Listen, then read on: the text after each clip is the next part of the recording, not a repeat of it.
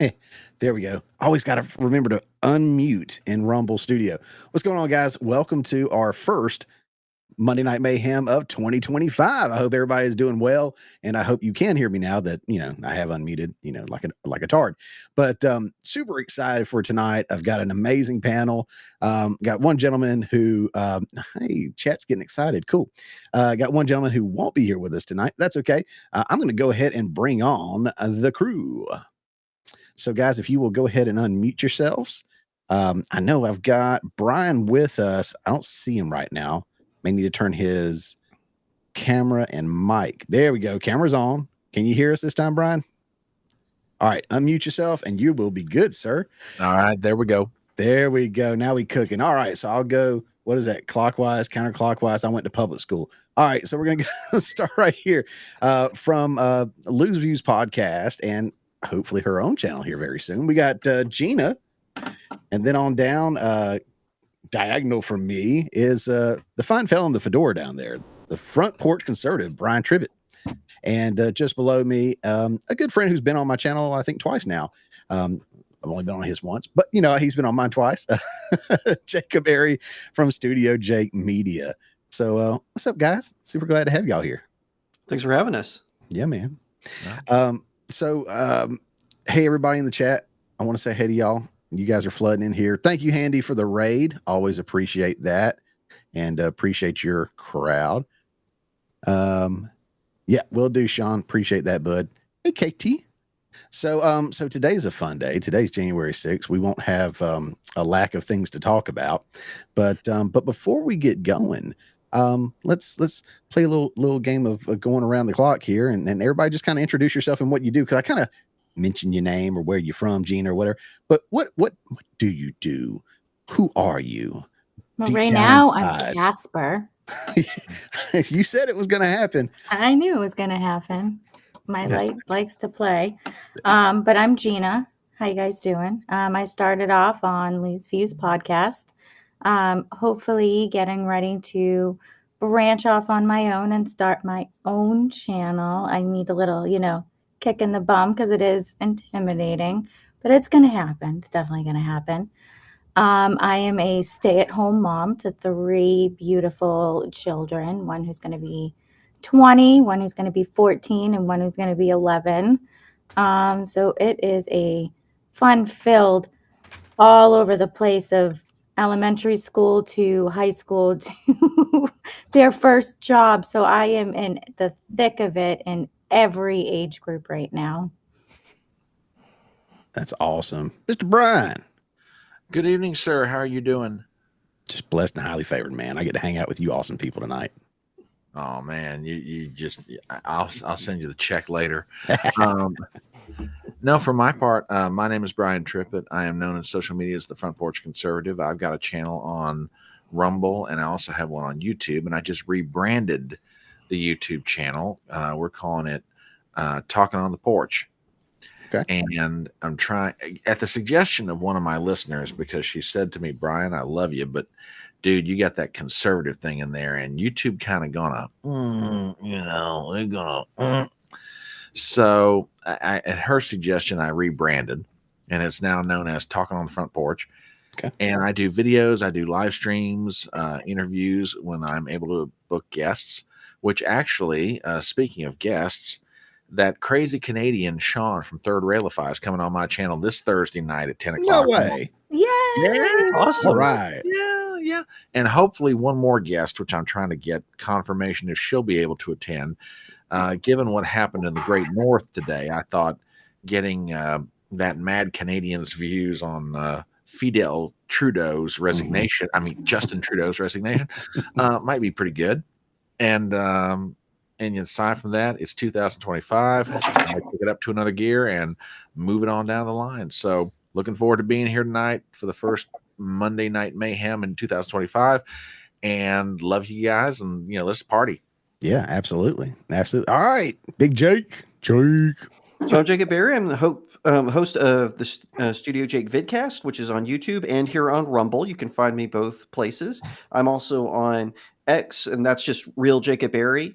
I do pop culture commentary. If you can't tell from behind me, I talk about TV shows, comic books, anime, novels, everything from classics to modern stuff. I try to do everything between. And I also write books. So I also have some novels. You can search my name, Jacob Berry, on Amazon. And I hope you pick one up and leave me a 5-star review. So, yeah, that's about it for me, I think. Well, okay. So, first, all these guys, their socials are down in the show notes below. So definitely go give them a follow, give them a like, give them a share, all that good stuff. Show them some love. Because there's no way in the time that we have together, I'll show them enough. So you go show them some. So I'll kind of go back around the opposite way here. How do I do this? So back down to you, Jacob. I mean, you've got a pretty cool past. You've been featured with Hollywood and Toto, who is a source I use all the time. Christian Toto. I think the world of him. I think he's great. He's got him a podcast he started this past year, which is cool. You've had your work featured or you've been listed as, what was it? One of the top one of the top conservative movie critics, and that was on Hollywood and Toto. I was very honored by that. He featured me twice, so that was very exciting. And you've also worked with Michael Knowles, I think. I have. I was on his panel of deplorables, RIP. I was also the guest host for a show that Knowles did with Alicia Krause at the time. When Knowles couldn't make it, they would draft me in there, and I co-hosted with her. That's another one, RIP. Sadly, it's not around anymore. But yeah, we also worked with, prior to Daily Wire, I also worked with a now defunct website called Red Millennial and also Red Alert Politics. And you've had some of your stuff featured on Fox News, I want to say, or Fox 5? Yes. Yeah, the 5, actually, Dana Perino shouted out one of my novels and my website, studiojakemedia.com. I was very honored by that. I actually interviewed her. I wanted to have her on to talk about her book because I read it. And to my shock, she came on my show and she was so sweet. She was so nice. And then the next day, she's on the 5 and all of a sudden my phone's blowing up. Because I don't have cable, so all my phone's blowing up. Everyone's like, "Jacob, you're on Fox News. You're on Fox News," and that was really exciting. So I actually had to mooch off a friend of mine's Fox app to be able to watch that episode of the 5, and it was really cool. I was really excited to be on there. Hey, you do what you got to do, man. But yeah, you've been around. You've rubbed elbows with some folks, and you've gotten your name out there. And I'm thrilled that you and I get to work together some from time to time, and it always makes me happy. Brian over there, let me tell y'all something. Let me pull you up, Brian.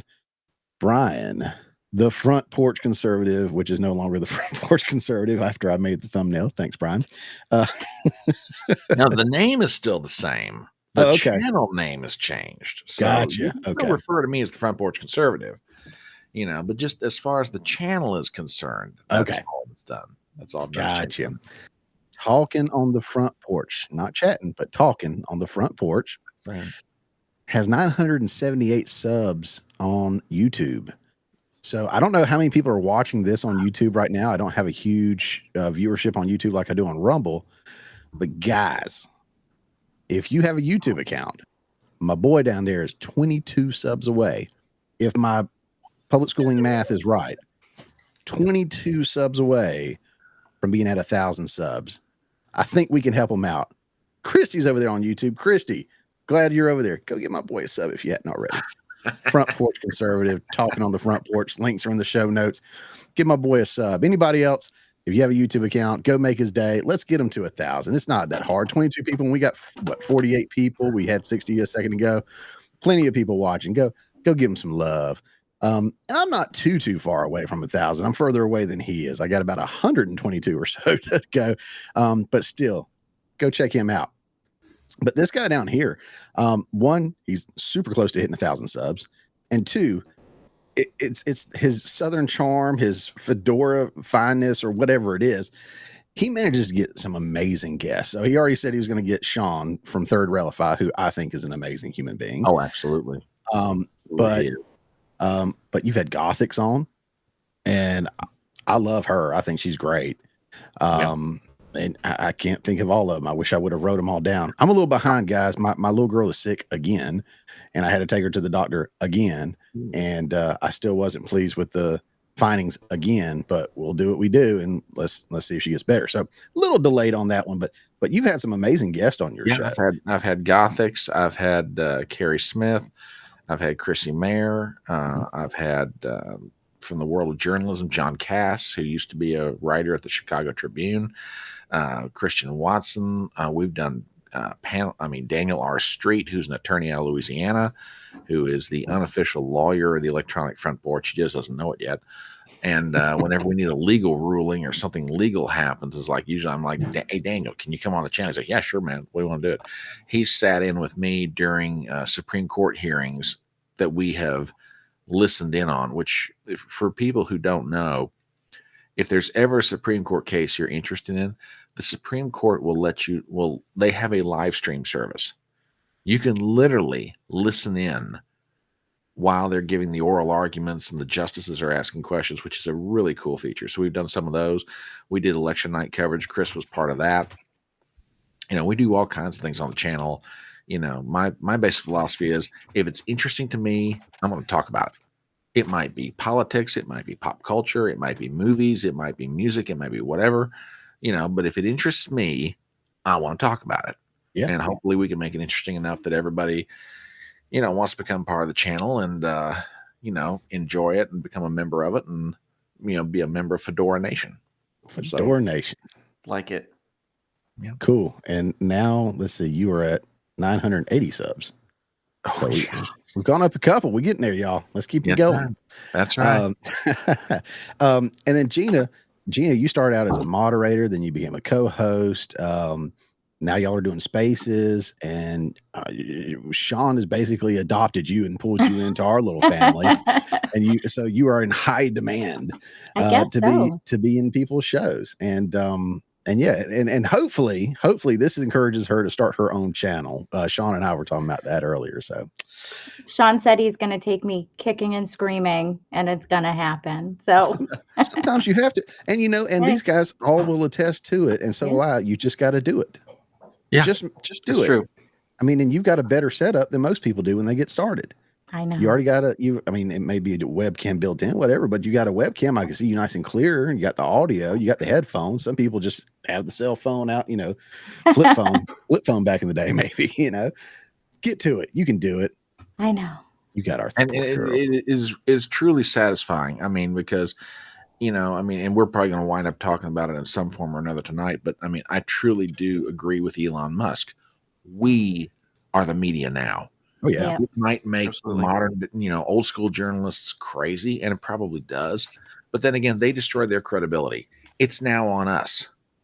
It's now on us to talk about events and comment on them or whatever it may be. So, I agree with these gentlemen and Sean, which I can't believe I'm saying I'm agreeing with Sean. Right. But no, girl, jump in. The water's warm and the mountaintop is big enough for everybody. Just get on in, girl. And once you get, a lot of people say it's about your niche. I disagree. It's about your flow.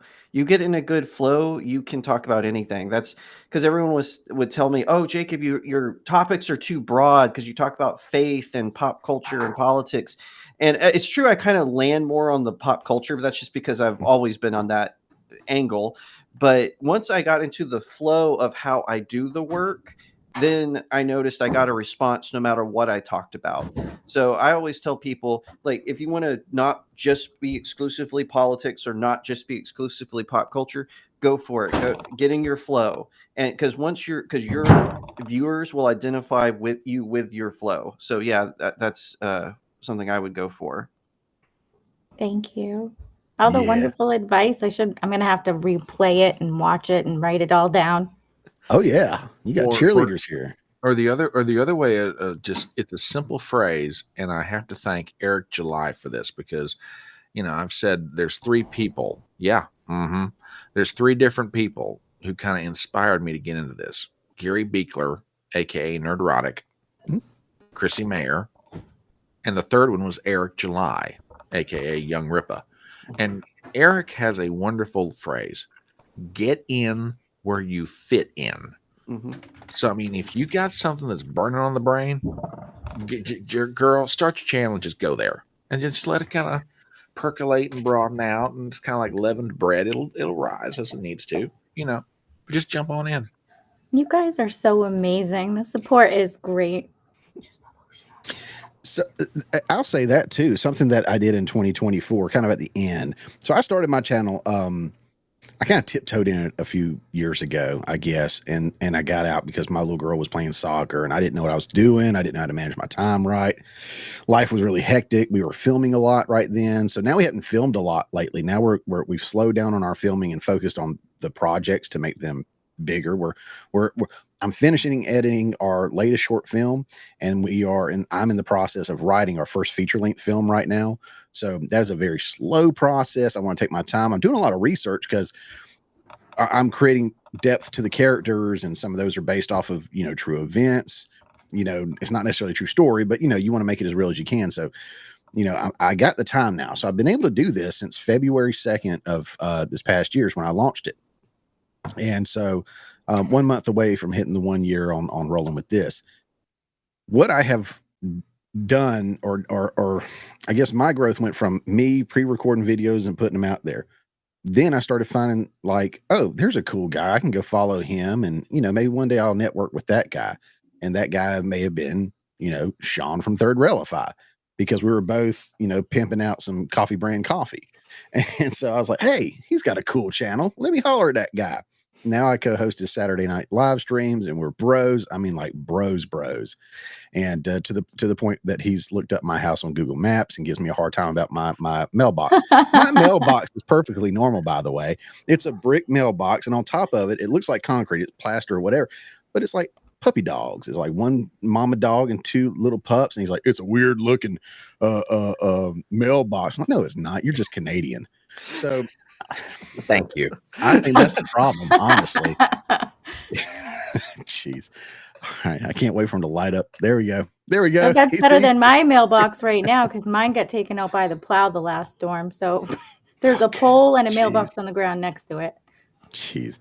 So I hook up with him, and then I find myself having a little time at like lunch or, in the evenings. I'm in here working, but I'm like, I can be watching something right now. So I'm pulling up people's lives on Rumble or whatnot. And that's how I found Handy. That's how I found Lose Views podcast. Leah tagged us together, Brian, Jake. I can't remember how I found you. I think I found you on X first when I was trying to grow there. And then I saw you had the channel. Yeah, I think it was you reacted to some pop culture take I had, I believe, and then you invited me on your show, and then you invited me back on your show, and then I had you on my Halloween live stream last year. It was that I think that's pretty much how we got connected, and you've been giving me really good feedback on my channel as well, just through our DMs and stuff. So yeah, that's been very helpful. Yeah, man. So, and that's something that I learned. So Gina, you already steps ahead, but I mean, that's something I did this year. I don't know about everybody else on their growth, but I was like, okay, networking to Brian's point of just building that community and having that camaraderie and stuff, and finding people that you work with well, that you mesh with. I mean, I'm not going to go on Jacob's show all the time because he doesn't have people on his show all the time. And even if he did, he ain't inviting this guy all the time, but I'll have him on mine some. I'll have him, or I'll go on his some maybe, and then we'll just, we'll go back and forth in DMs with ideas and stuff. We're just here to, push each other and motivate each other, and that's something I kind of learned over the year. Like, let's find people to help grow each other, and there's already people out there doing it. Of course, you got big groups like Daily Wire and whatnot, but like Handy News is part of Pure Blood Media, and they're not like an actual media group that's like a Daily Wire kind of organization, but they're clique, and they help each other out and they promote each other. They have a TV guide on their website, so you can always see who's streaming when. I mean, they have a really cool setup there that I may be getting a part of. I don't know, guys, but it's really cool to find that kind of fan base and fellow streamers. And so I started growing in X because I was like, I'm going to put an emphasis on trying to learn X and grow there. I'm going to put an emphasis and grow over here with networking and everything. Both of those have paid off dividends, and I found some really, really, really cool people. So, if I look back on 2024, that's one thing I've learned is just get out there, aside from, Gina just starting, like start and get out there, find some cool people to chat with and stuff. I mean, you guys have all been awesome to talk with. I know I've been on Lou's show. I was moderating his channel to Anna's show.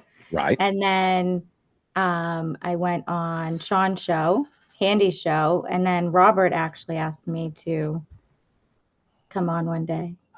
Ooh, there you go.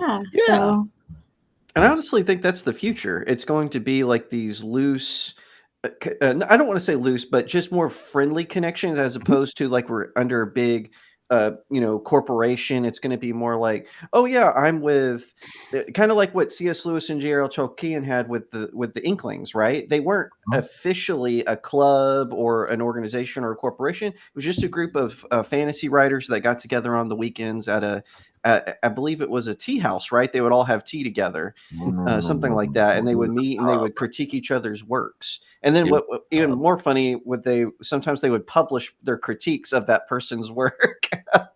C.S. Lewis and Tolkien, it was really funny. They published their critiques of their works, which I always thought was kind of hilarious. But they stayed friends their whole life, so I guess they knew when to leave it at the door. But I think that's the future for podcasting as well. Or I call mine a vidcast.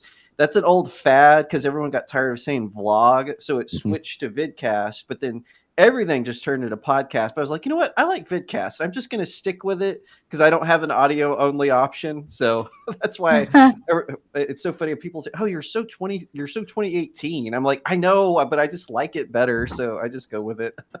Hey, you're doing better than I am, man. They all refer to me back to like the 1990s. Oh, you're so 1990s. I'm like, thanks a lot. Appreciate My it. kids call that the 1900s. Yeah. So does CNN, and that drives me nuts. That one dude is like, we haven't seen these results since 1987. It's like, bro, that wasn't that long ago. I was breathing then. You know what I'm saying? Yeah, but here's the thing. In the 24-hour news cycle, anything past 24 hours is old. Yeah. I mean, if you're talking about a year, that's old. You're talking about 5 years, that's really old. Anything past 5 years for these people on cable news, oh my God, we may as well be talking about prehistoric cavemen writing on the walls or whatever. I mean, it's ridiculous. I remember. Oh, sorry, I didn't mean to interrupt you. Go ahead. All right, go ahead. Well, I was just going to say, I remember one time I was watching this movie, and it was about an adult in the 2010s whose father was alive during World War II. And I thought, wait, that doesn't make any sense. He would have to be born. And then I calculated in my head, and I was like, oh my gosh, that wasn't that long ago. That would make perfect sense, going down the line. So it was really funny. Even me being am I the only millennial here? I'm an 84 baby. Are we technically, I don't know. We're in between. So Gina's the year because millennials start 85. Yeah. Okay, we're both 84. Oh, okay, so you're tail end of Gen X. Yeah, Okay. we're close, and me and Sean are like a couple of days apart. Nice. I'm a month older. I'm their elder. Yep. All right, cool. So let's I got our first topic to kind of get into. But before I do, Brian, you're at 982 now. Just throwing that out there. Nice. Thank you. All right, guys. 18 more. Let's see if we can get Brian, and I'll share his link one more again. Oh, thank you, guys. I genuinely appreciate this. I really do. Let's see if we can get this guy to 1,000. He deserves it. If anybody deserves it, this guy somewhere over here, that guy deserves it. Thank you. Thank you so much. Absolutely. All right. So let me share my screen and get y'all's thoughts on this.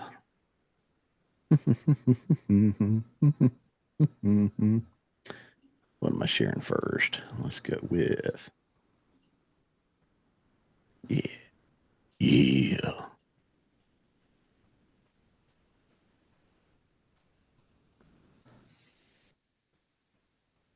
All right. Did my audio double up? No, you sound fine to me. Okay. Sometimes it does that. I don't know why. All right. So before we get into January 6th, so this is something that happened. This is a thing that occurred, right? Biden honors Dem donor George Soros, Hillary Clinton with Presidential Medal of Freedom, sparking outrage and national disgrace. Before we get into the story, what are y'all thoughts on the Medal of Freedom? I will say that my thoughts are, they don't seem to mean that much. It's just like, it might as well be a little plastic medal that's, one of these little toys that you can buy at Walmart or something like that, because it doesn't hold any weight. And I'm not saying that because of what Biden has done. Trump did it too. Most of them do it. I think it's just a silly thing to give out for, help out your donors or help out, to promote like, hey, I'm cool with these people or whatever it may be. What are y'all's thoughts? We'll go down the line. Gina, Jacob, Brian. I think you muted. Girl. I'm muted. Yep, No, I there saw you that. go. There you go. I'm right there with you. This should be something that's probably given out once in 50 years, depending on the situation. Like, a Spider-Man situation where a building is falling down and somebody runs up and rescues every person in the building. You know what I mean? Mhm. Or, a brave soldier, alive or in heaven, you know what I mean, who jumped on a bomb to save his whole entire platoon, or stop a bomber from going into a children's hospital. You know what I mean? Like, just giving them to anybody, and especially, movie stars, and like, they're not heroes. I'm sorry. Agreed. People can look up to them. They're great role models, a lot of them. Don't get me wrong, but Medal of Freedom? What? No. Jake? I feel like, and I hate to say this because you would consider him on our side, but I feel like that kind of got started with George W. Bush. Like, we're going to give it to people who are like our donors, our friends. We're going to pay back a favor, because I even remember when Bill Clinton was giving them out, and I was a kid, so I might be misremembering a little bit, but I feel like it was a kind of a big deal when a person got a Presidential Medal of Freedom. But then I feel like when W and Obama doubled down on this, where it was all about celebrity, and I'm actually not opposed to having a Presidential Medal of Freedom for the arts, but it should specify, I'm giving you this Presidential Medal of Freedom for the arts, for your contribution. That's what they do in England with knighthoods. The crown is very specific. Hey, this is for the arts. This is for your bravery. This is because you invented something that made our lives better, right? You contributed something to society. But I agree otherwise that now it's kind of become. Now, I do think Denzel Washington, of the people, which I guess we'll get more into the individual recipients later, but as an example, someone like a Denzel Washington, yeah, he should get a Presidential Medal of Freedom. He's been around, and has always been a big box office draw. He's contributed so many great movies. So just him as an example, I would say yes. And also, what's his, the American Sniper gentleman who was tragically killed. Oh man, Chris Kyle. Chris Kyle. I was say it's Chris, I think. Yeah. Yeah, someone like him definitely deserves the Presidential Medal of Freedom. And I hate to see it just be given away like this, like, oh, I'm just paying back someone because they did me a favor. So I do agree with both of you, Chris and Gina, on that. Okay. For my part, and I'll disagree ever so slightly, the award itself, I think, is important because, I mean, and I heard it described today, and I think it was on Steve Bannon's show, and I can't disagree with the assessment of it. It is the civilian equivalent of the Congressional Medal of Honor. Okay. So the award in and of itself is important, but I agree with all of you.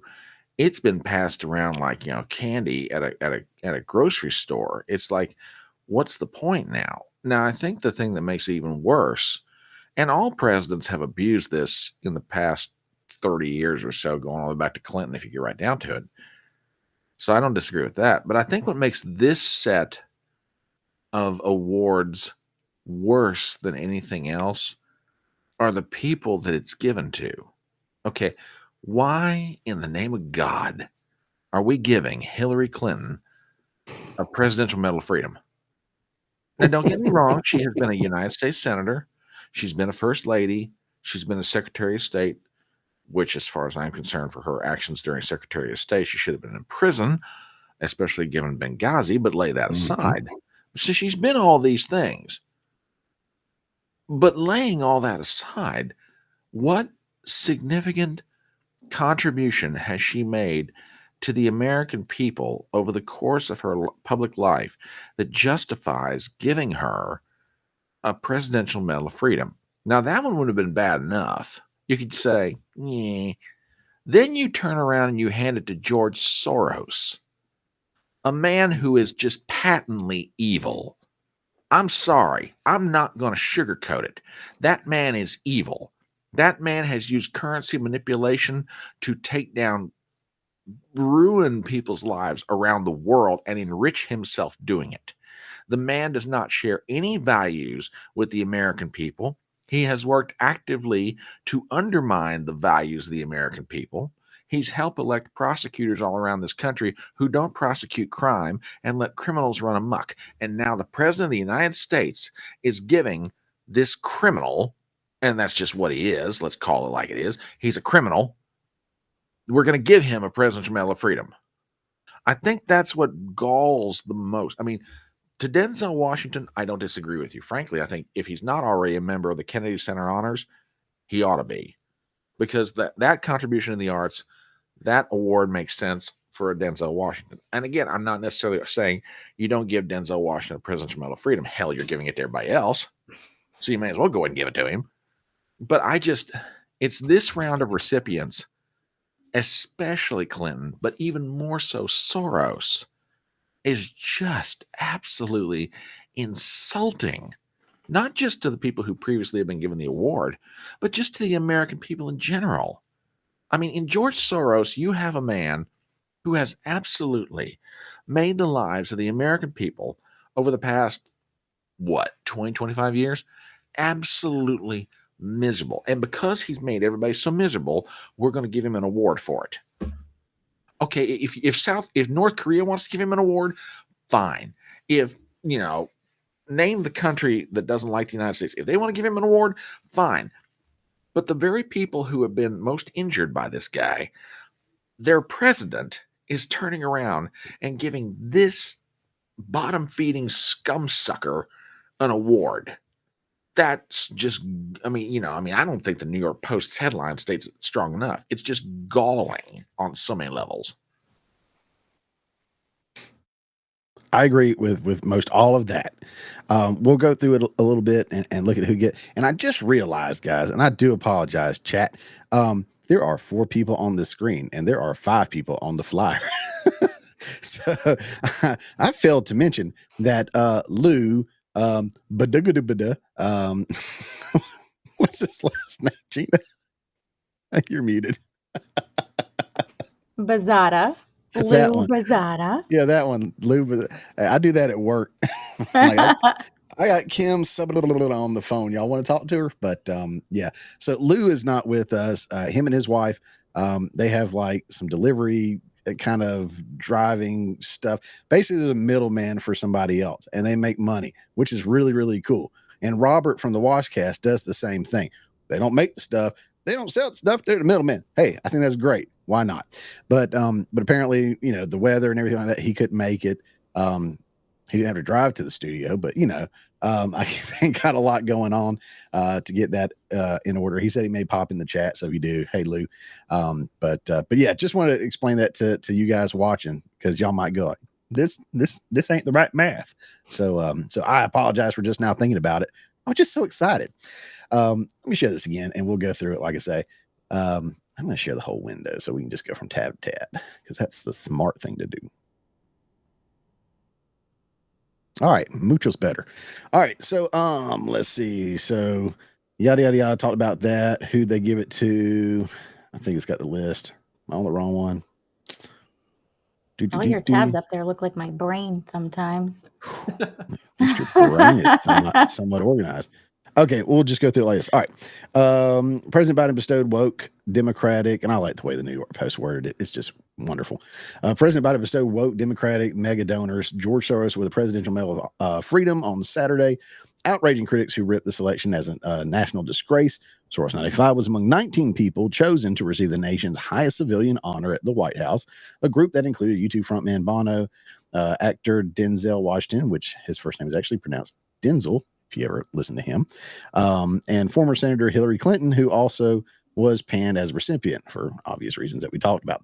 George Soros spent millions electing soft on crime politicians that let criminals wreak havoc in our major cities. Montana Senator Tom Sheehy told the Post Hillary Clinton abandoned our Navy SEALs in Libya. Joe Biden's decision to give Hillary Clinton and George Soros the Presidential Medal of Freedom is a national disgrace. The GOP are added. That seems to be the two biggest ones people have a problem with. And of course, George's son came picked it up. And you historians, correct me if I'm wrong, but the way I heard it was George Soros made all his money by basically being a small, young Jewish boy going to Jewish families saying, I need help. And they would take him in, and then he would rat them out to the Nazis. The Nazis would come in and take him to concentration camps. And later in life, he said he enjoyed doing that and he would do it again. So basically, he's on the record saying this. Okay, so I'm right. I'm not exaggerating or anything. Yeah, he said it in an interview. I can't remember with who, but I actually have heard the audio. It's very disturbing to listen to. He says it with no sign of remorse. He sounds like a Bond villain. He worked with a he worked with a particular man who I'm not sure what his position was, but this man was basically his handler. And it was very, very disturbing what he did. It was awful. Absolutely. I want to get past some of this stuff. Oh, that's the stuff to give you nightmares right there, ain't it, boys? All right. Don't think I'll be right for a week. PG. All right. I got to get past this Soros and Clinton stuff. You know what? I am a little surprised he didn't give it to his son. That would have been the. Oh, you think Joe Biden didn't give it to his son? Yeah, to Hunter. I mean, why not? Pardon him for this. Hey, he managed to get the coke, and that actually it probably wasn't even his. It was probably Kamala's. But hey, Hunter, come on up here and get your medal, son. That'd be hilarious. I have to be honest though, Hillary didn't really surprise me that much because she seemed to be a very early supporter of Biden. Didn't really talk that much when he dropped out. Mm-hmm. She wasn't like running through to support Kamala. So that one didn't really surprise me. I think it's wrong. Don't mistake what I'm saying, but I'm just not surprised that Biden didn't give her the medal. Or I would have been more surprised if he hadn't, I should say. And you had like Magic. Look, and I know these guys have like nonprofits and stuff they do, but look at that joy on his face. I bet he wakes up like that every day, like, ha, still here. HIV hadn't taken me out yet. That's dark. Lord, forgive me. That's dark. But man, I've heard some people say some awful things about this guy and what he's might have spread around. But anyways, so here's the thing. You got like Magic Johnson. Look, I don't have the pictures on here. Maybe someday everyone who's received those medals that are not worthy, there's like a magic button somebody pushes.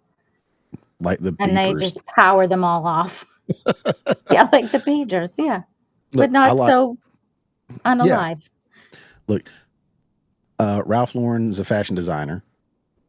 I don't know if he necessarily deserves it, but good for him. Michael J. Fox, got no problem with Michael J. Fox. Don't necessarily if he deserves it. And this is where I'm going to disagree with some of you guys on this one. Denzel Washington. I think he's one of the greatest actors of my lifetime. I love him to pieces. I think he's great, and he's an incredibly based and logical guy. I like him on so many different levels, and he's done some good works. But has he done better than and all these guys? And I'll go ahead and pop this off the screen for a second. But like all these guys, have they done better than the non-celebrity folks that are out there doing these good works? Mm-mm. I kind of compare it to like animation voiceover work. When you watch a film or a cartoon or whatever, and it's full of like actors like the Chris Pratts or the Rock or the Vin Diesels or whatever versus the voice actors. Who's really the best at doing that? The voice actors are. They probably got 10, 15 different voices in their bag versus Chris Pratt's got one or two. Chris Pratt. he's Chris Pratt. Who is it? Seth Rogen. He got asked to be Bowser, and it's like, I'm not going to do a voice. I'm just going to be me. And he's like, yeah, just do that. Was Donkey Kong. What did I say? I said Bowser. Yeah, Jack Black was Bowser. Jack Black, he actually to Jack Black's credit, he actually did a good job as Bowser. Yeah, I did like that. There's some people that don't like to put in the work to do that and everything, but then like says, I'm not gonna do it, But that's Seth.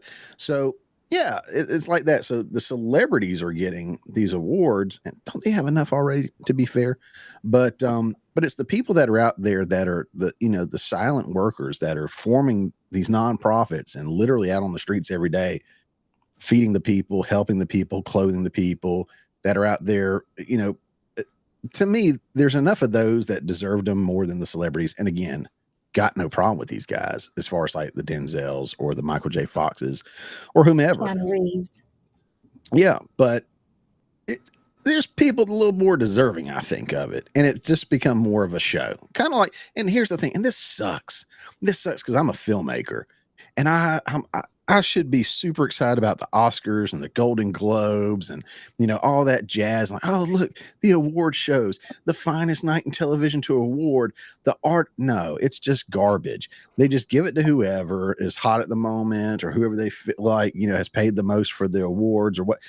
It doesn't really mean anything anymore. Plus, for some of them, you got to check so many boxes for diversity, equity, and inclusion and everything to even be nominated. And I've said on many occasions, I think that's stupid because it stifles the art process. So that's just me. The only reason that I watch the Golden Globes is to see how the host is going to roast the celebrities that are in the audience. I mean, Nikki Glaser was a good choice. Was she? Okay. For being the host of the Golden Globes. That's good to know because I didn't watch it, but I didn't either. I'll check out some clips though, because I loved how she did CNN. She roasted CNN on CNN. That was really good. Yeah. Oh yeah. I watched her and then turned it off. Not quite Ricky Gervais level, but No. of course that monologue is going to be immortal. Oh yeah, in the minds of millions of people for years to come. 5 minutes of absolute, I don't give an F, and I'm going to let you, it's my last time here. I'm not under contract after this year. Screw it. I'm going to turn loose and you get what you get. Yeah. And it was great. It was awesome. It was great. That was an amazing moment. And, just on the presidential freedom, that's why I said, I think there needs to be a separate one for the arts. I wouldn't have a problem with. Yeah, like I said, the knighthoods. They have a separate knighthood for the arts. You're not some soldier or you're not some inventor or scientist or whatever. Your contribution is to the arts, and I think that we need something like that. Maybe what is it that always preserves the movies? The AFI, the American Film Institute. They do. They need to somewhere where maybe the president goes to that and says, "Hey, I would like to award Denzel Washington, Christopher Nolan for their contributions to the arts," right? Sure. I think we need something more like that than it being the White House Presidential Medal of Freedom. Yeah. People that I would think in that category that would be deserving, of course, it's, past time now, but like a Mr. Rogers, or a LeVar Burton or a Jim Henson or, someone who helped, mold the minds of children and made the world a happier, better place. And I would even go so far. And I know I'm going to get it for this one because he actually got one, and that was Bill Nye. I think Bill Nye did a great job of what he did back in the day, but then when he wanted to be relevant again, it's like he goes, okay, what's the woke agenda? Okay, so men can be women, women can be men. Let me get on board with this. And he ruined his reputation. Oh, yeah. Had he not done that, I would have even said he was somebody who helped shape the minds and curiosity of the youth. Did you know what brought him back into the forefront was there was this YouTube video that was really popular in like the 2010s, and I think it was called 10 Questions Atheists Can't Answer About Creation, something like that. Mm-hmm.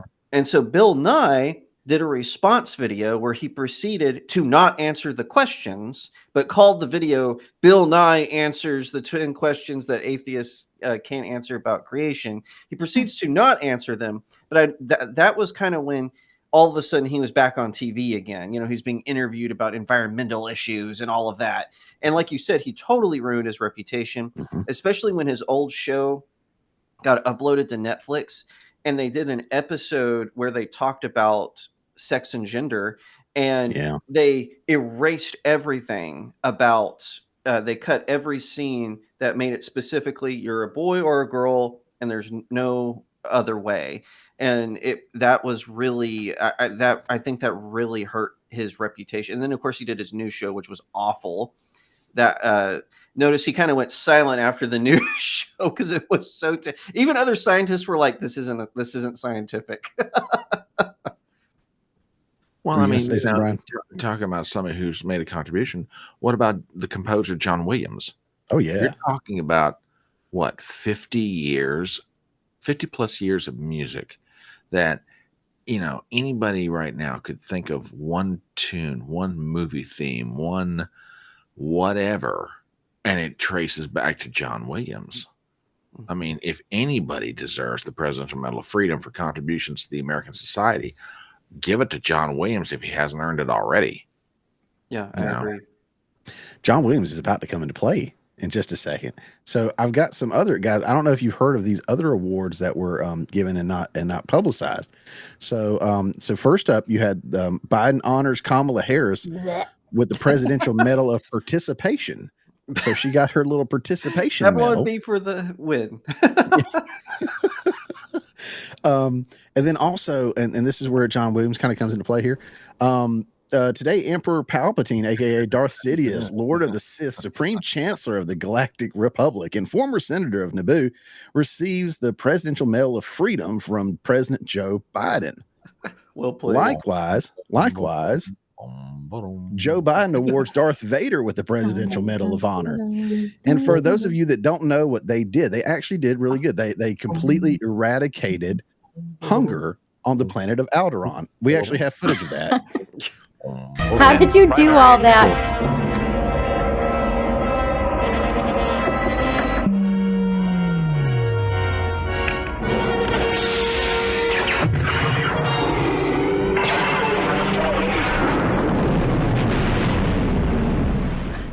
How'd you do all that with a straight face?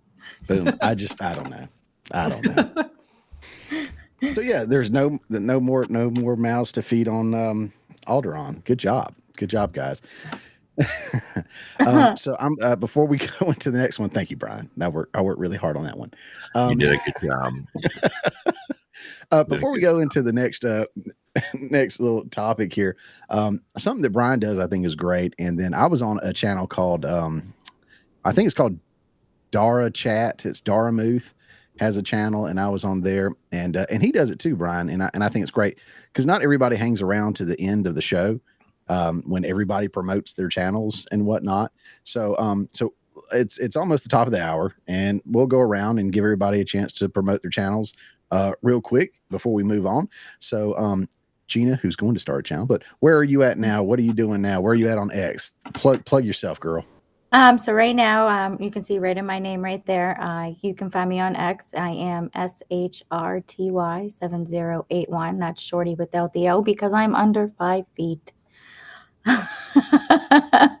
Right now, I'm currently on Lose Views, or was currently on Lose Views. Lose Views. Lou has has decided to take a little different turn, and him and his wife are finally going to join forces and take care of that. And then me and Lou are going to kind of break off and do spaces on X together. And then you can see me, poking around everyone's channels and hopefully my own channel in the next month.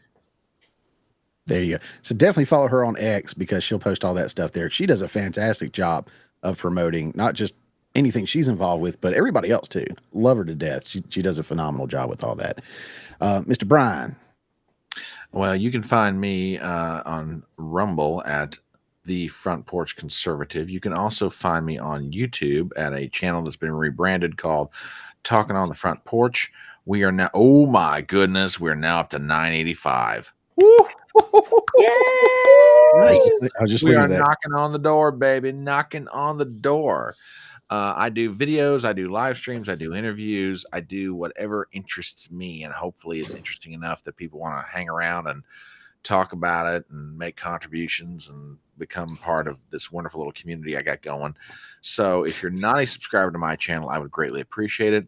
And while you're at it, hit the thumbs up on my stuff and leave some comments in chat, because that funny little fellow, Mr. Algorithm, he tends to like that sort of thing when you do it, and it helps me out tremendously. So, and also, please sub to these folks wherever you may find them, be them on Twitter or Rumble or on YouTube or wherever they may be. He's out there trying to create some content for all of us to watch and have fun with and laugh about, because Lord knows we could all use that these days. So give them some subs if you would. We would really, really appreciate it. Thank you for the opportunity to plug my wares. Absolutely, sir. Absolutely. So, hey, guys, 15 more subs. 15 more subs. So if you're just now tuning in, go click that link. I put it in the chat, or it's down in the show notes. 15 more subs for my boy down there, and he'll hit 1,000. All right. Moving on, Mr. Jacob. So I host a channel on YouTube called Studio Jake. It's my vidcast where, as I always put it, I talk about all things pop culture. I also discuss faith and politics very rarely, but I'm also here on Rumble. I clone all my work over here to Rumble, and I also have a website, studiojakemedia.com. And that's mainly where I post my reviews and my written commentary. I also am a novelist. I've got 4 books out right now. One just came out last year. This is the first book I ever wrote. My wife designed the cover for this one, Cacophony. And also, I just recently started on Pickaxe, which is a new social media platform. It's very cool. You can post articles there. It's kind of like Facebook, but you remember old Facebook where you could post articles? That's kind of what it's like. So pickaxe.com. I'm there, Studio Jake Media, and also I'm on X at Real Jacob Berry, because believe it or not, someone actually did try to copy me. So I had to change it to Real Jacob Berry back in the whole me battling with the Zack Snyder cult back when the Justice League cut came out. So that's I had to someone tried to imitate me, so I made it at Real Jacob Berry so people would know which one was the actual account. Gotcha. Yeah, everyone was like, "Oh, you're just a big Trump fan. You even put real." And I'm like, "No, I put real because someone tried to make a fake account." Yeah. Fortunately, back then it was Twitter. Twitter did take it down. So, well, good. yeah, deal. those were where I hang out. Cool. So yeah, guys, we're not going anywhere. Just want to plug everybody real quick, because I know some people are just getting in before some people might have to go, because I know it's getting a little late over here on the East Coast for some folks. But it is what it is. So again, Brian, that's pretty good. We jumped you up to 9. Wait, am I the only one without a hat? Yeah. Oh, Yeah. holy cow! Give me a second. I'm gonna get a hat. Once I have one right here. Give me just a second. I debated on which hat to wear tonight.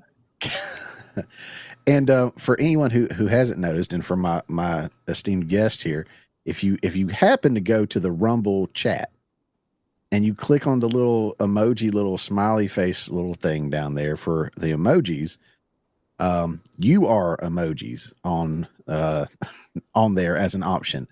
I have Jacob on there. I got Lou. I've got Gina. I've even got Sean and Robert, Daniel, Da. I got you on there. Handy's on there. Jacob, I even got my big old head on there. So I love it. Had a little fun. So guys in the chat, enjoy. Oh, I can't imagine what's coming next. Do it, Sean. All right. Love the Jacob one. Oh man. All right. Let's see what else we got. Oh yeah, today was January 6th. Let's check in with the liberals real quick, and then we'll get to everything that happened today. I completely forgot.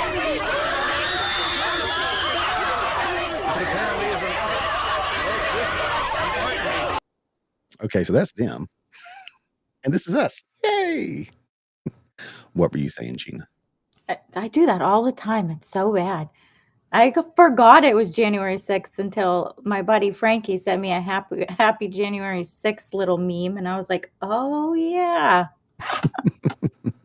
I saw John Rocker posted something. I guess he's starting to come out of the woodworks and do some stuff. He was on somebody's show not long ago. I can't remember who, but he's a Georgia boy. His girlfriend, he dated my art teacher in high school, and I know his cousin. His cousin and I are pretty good friends, so might need to see if he comes on the show. That'd be cool, I guess. All right, so I'll throw this up, gentlemen. Just FYI, I see that y'all are on mute in case we want to chime in. But we are going to talk about it real quick, and getting into January 6th. I pulled these stories early because I wanted to grab them before anything changed, before anything may happen. So just keep in mind that all these are from earlier today. This was from NBC News. Live updates. Congress meets to certify Trump's presidential election. The certification takes place 4 years after a mob of Trump supporters stormed the Capitol, and many Trump allies in Congress objected to certifying Joe Biden's win.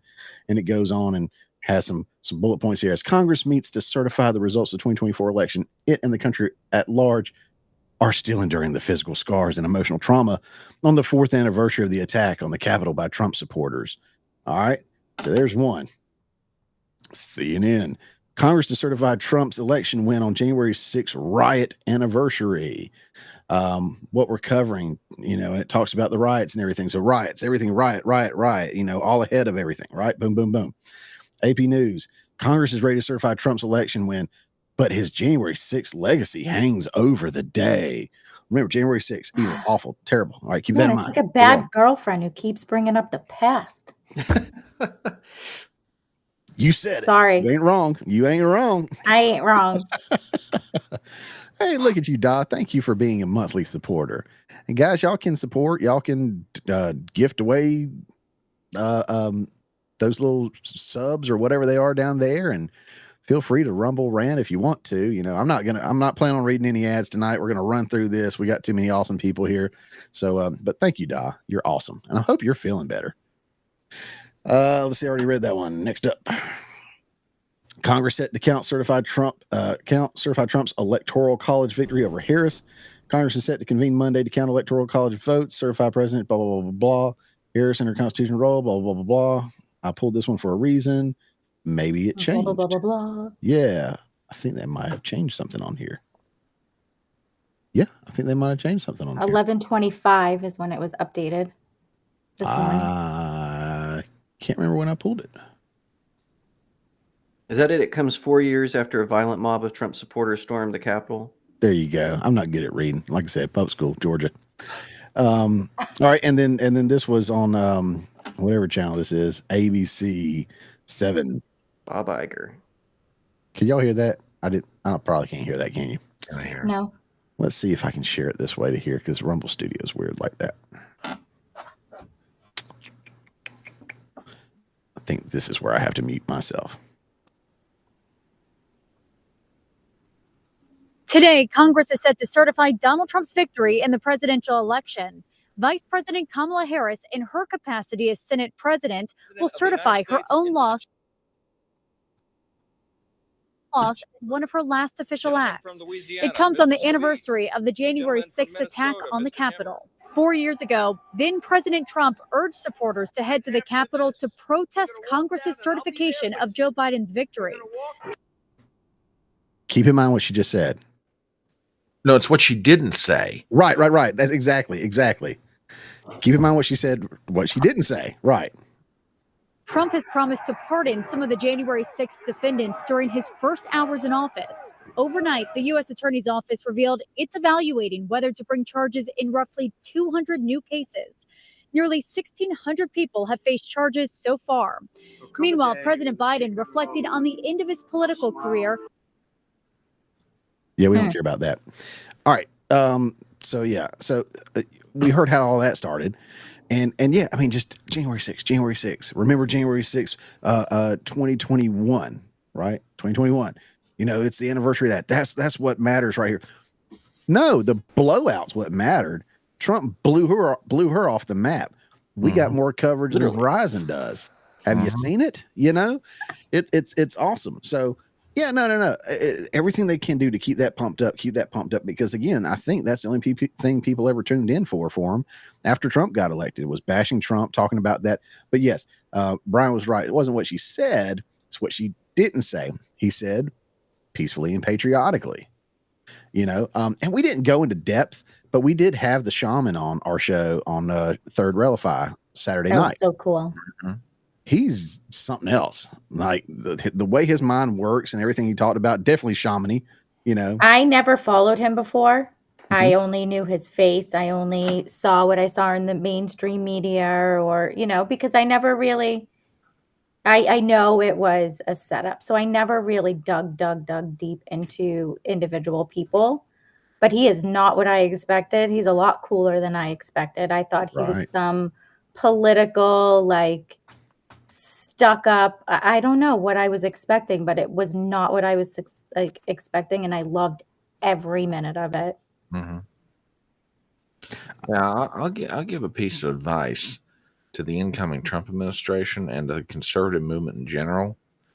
For what it's worth, to the Trump administration, you guys better declassify whatever you've got to declassify. You better investigate whoever you got to investigate as it relates to January 6th. Because let me tell you something. You have an opportunity, and I'm speaking specifically to the Trump administration, you have an opportunity to set the record straight about what happened on January 6, 2021. There were at least 25 federal informants that were there in the crowd. Some of them went into the Capitol. Mhm. Well, now the FBI is oh no, we never had any agents on site. No. Oh, but the informants don't count. The assets that you guys are working, they don't count. We know that people were invited into the Capitol. We know that one person was killed on January 6th, and that was Ashley Babbitt. Hold on to that No. thought, by the way. Oh, I will. So that's my advice to the Trump administration. You better declassify everything related to January 6th and put it out there. And for the conservative movement in general, you guys better be ready to match the ferocity of the left, because the left is going to try for the next 5, 10, 15 years to ingrain in the minds of the public what they want people to think about what happened on January 6th, as opposed to saying, here are the facts in question. Were there people there who engaged in violent trespass? Yes, I do not dispute that at all. But to call what happened on January 6, 2021 an insurrection is a blatant, out-and-out lie. And so, I mean, to the Trump administration, you better set the record straight as fast as you can. And to the folks on the right, myself included, anytime this crap gets brought up, put it down hard. Do it with love, but put it down hard, because that's the only way you're going to stop this nonsense. It is true. Oh, I'm sorry. Go ahead, Gina. Oh, sorry. I usually have 2 points when it comes to that. First one is if that was an insurrection, they would not have taken the people down in the amount of time that they did. They would have been sitting there for days, loaded to bear, ready to fight for their country. Yep. Right? Mm-hmm. And 2, now I lost my second thought. But oh my God, I had to. Go ahead, Jake. I'll remember the second one. ADHD, I tell you. It's so bad. For me, it's always been like, I even remember growing up in the college conservative space, and like, hey, don't be like the left. When they call you a bigot or a racist, give them 5 points on why you're not a bigot or a racist. And it's like, no, the answer to when someone calls you a racist, by the way, I'm married to a Mexican, so I don't think I'm a racist, but but if someone was to say you're a racist, the correct response is, no, you're a jerk. And it's not, I'm going to give you 5 reasons. I don't even have to tell them that I'm married to someone of another race. I can just say, no, you're a jerk. That is the appropriate response. But since I guess post Nixon, conservatives have been real skittish about, hey, we're going to meet the accusations with force. That for some reason there's this lack of an appetite to do that, and we just want to reason with them. But it's, my former boss likes to say, facts don't care about your feelings. Well, the feelings don't care about the facts.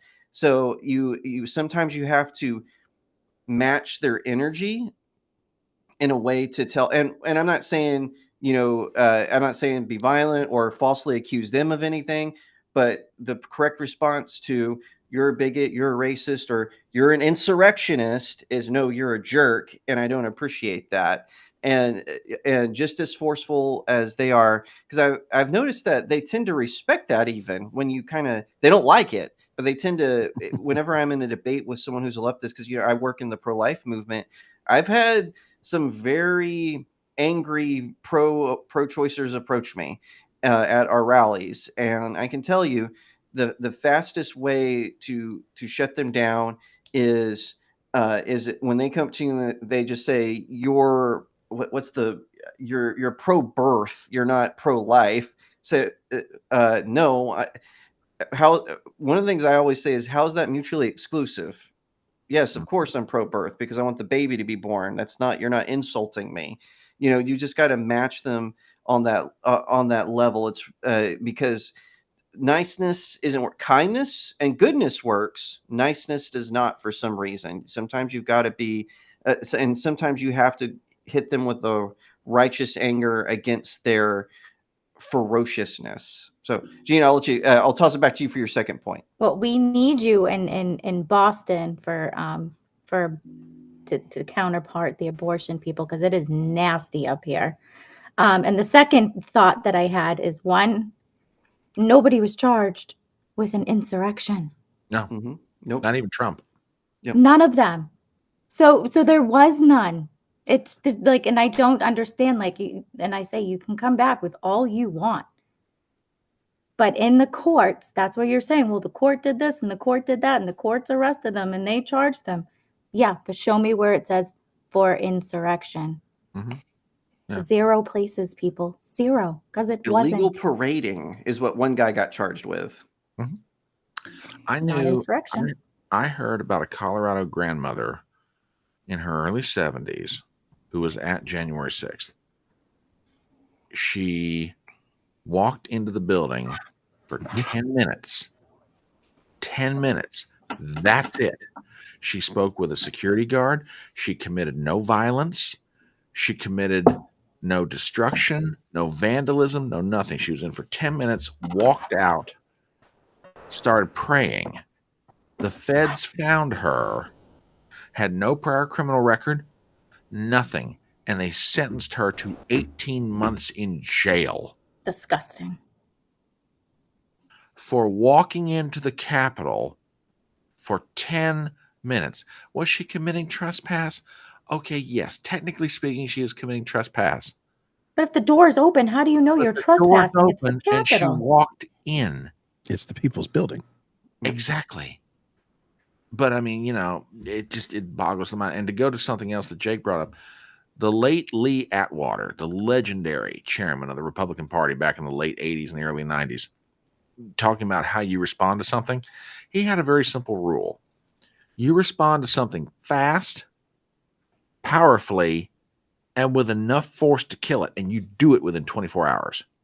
You put it down, and it doesn't come back up. Mm-hmm. And he employed this strategy particularly in the 88 presidential campaign. The Democrats would come out with something, and immediately Atwater had and the RNC had turned it around and just buried it in 24 hours, and the Democrats could get no traction with it. These days, Republicans don't know how to do that or don't want to do that. One of the two.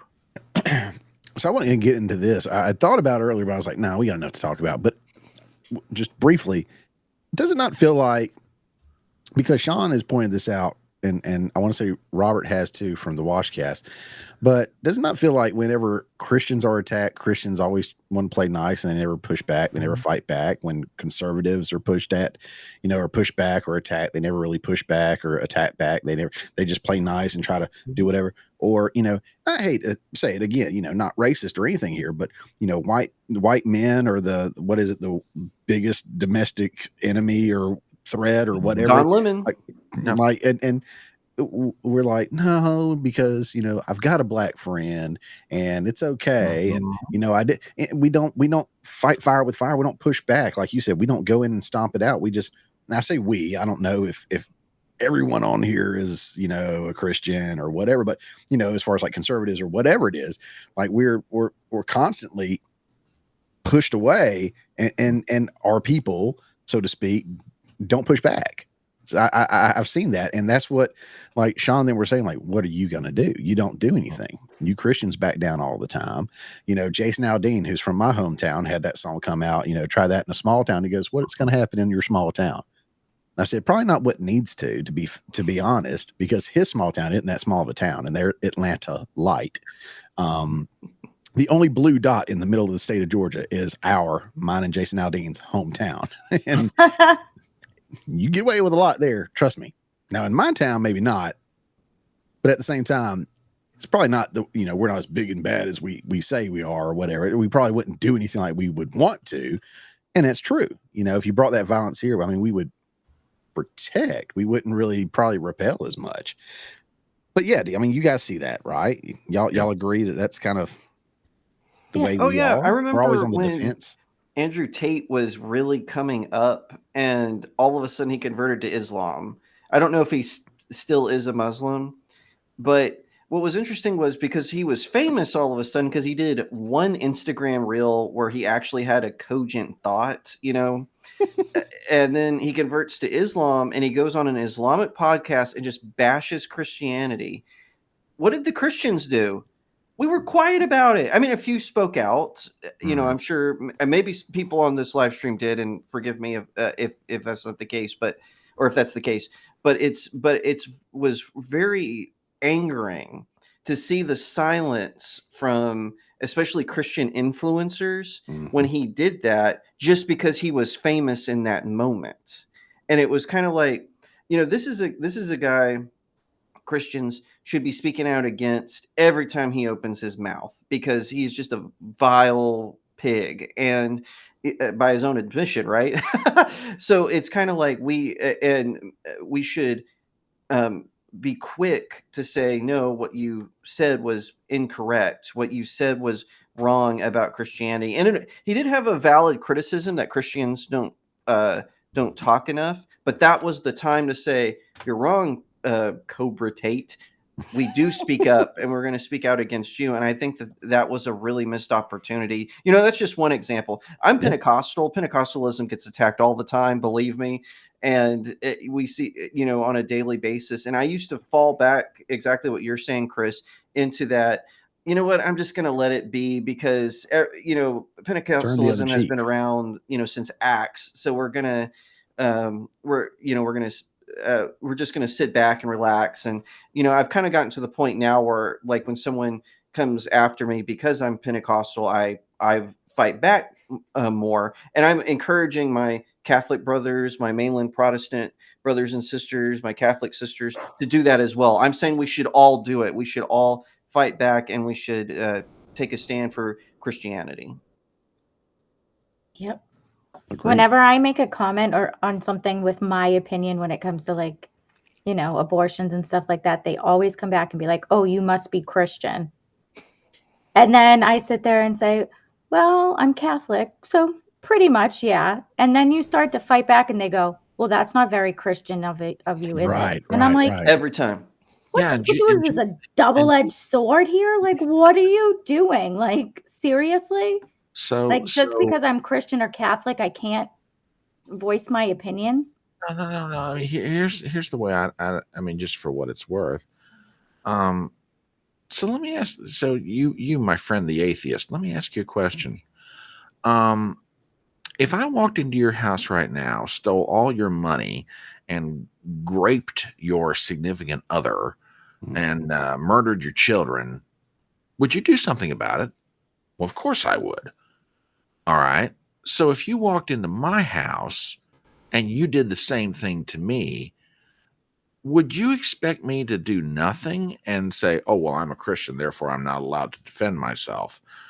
Well, no, I'd expect you to, try to take my head off. So what does my religion have to do with the violation of my boundaries? Mm-hmm. See, you're working from the assumption that my religious belief, or the lack thereof, depending on where you're at, gives you the right to be able to violate my boundaries. And oh yeah, you can't stand up for yourself. You're a Christian. Well, Jesus ran people out of his temple at the end of a whip, turned over tables, spilled money all over the floor, and just cleaned house. Was he unjustified in doing so? Or, oh no, I'm sorry, that was God. He shouldn't do that sort of thing. No, his boundary was violated. Now, granted, his was a whole lot higher and holier than mine and yours and everybody else's, but you get the point.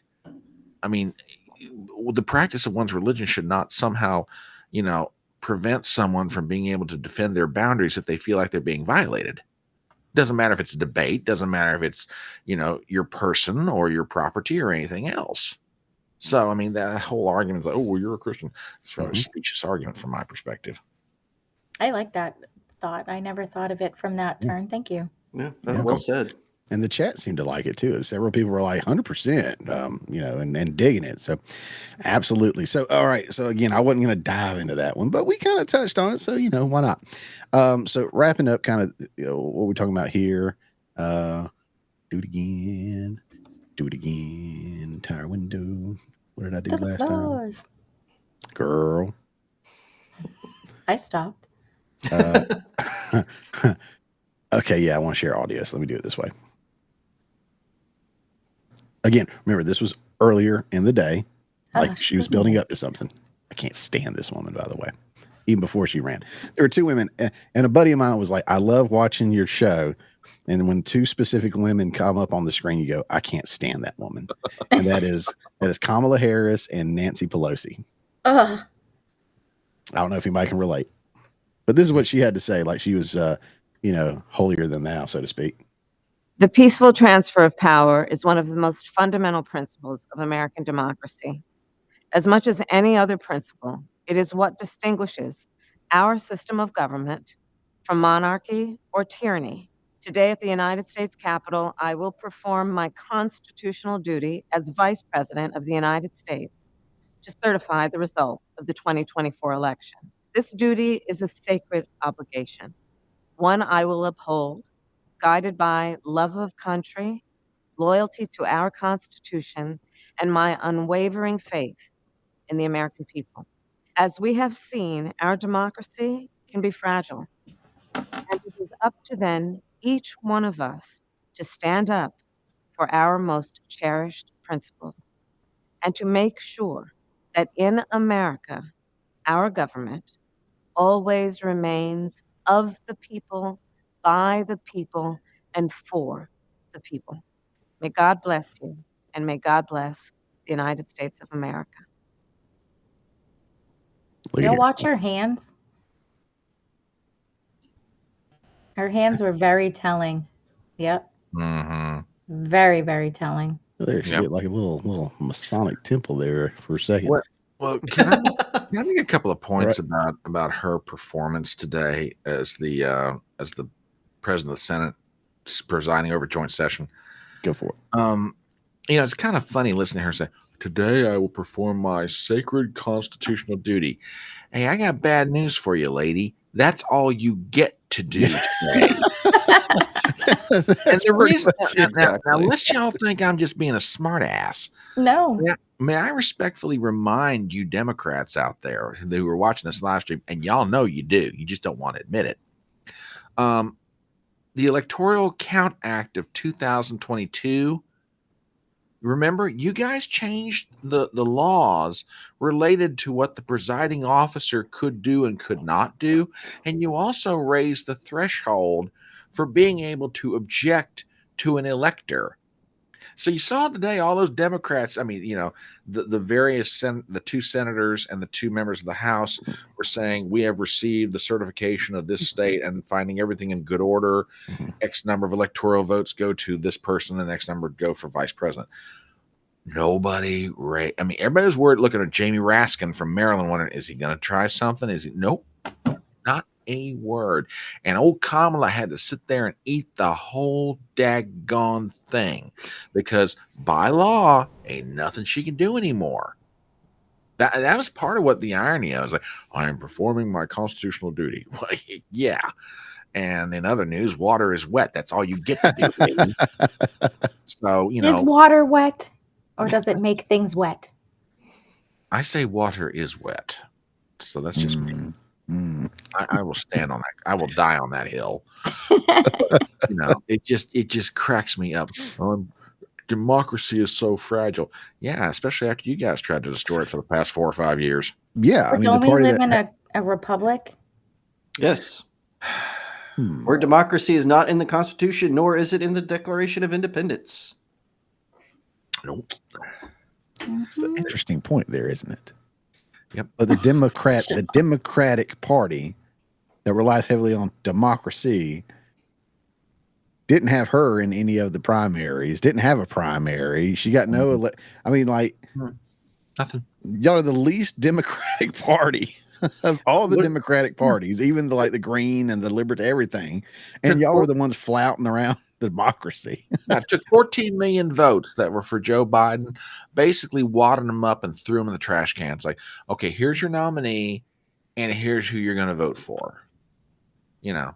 What do y'all think of? Oh, sorry, I didn't mean to interrupt you. Go ahead. Well, I was going to say, what do y'all think about the conspiracy theory that Pelosi and Obama wanted to have an open convention, but Biden, out of spite, endorsed Kamala, knowing that would just basically hand her the nomination, and he did it to get back at them for making him step down? What do y'all think about that? I'm curious.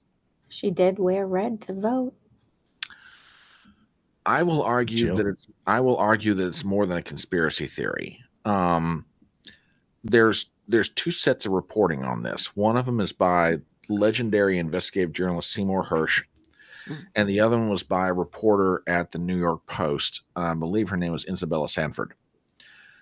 And they both came to the same conclusion, albeit different sources, that Pelosi, Kamala, and Obama conspired together to blackmail Joe Biden to get him out of the 2024 race. Basically, here's how it went down.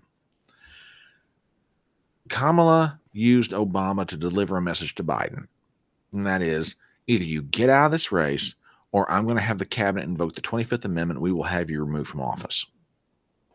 Because you remember on the day he went out, which I believe was July 21st, nothing about his departure made any sense.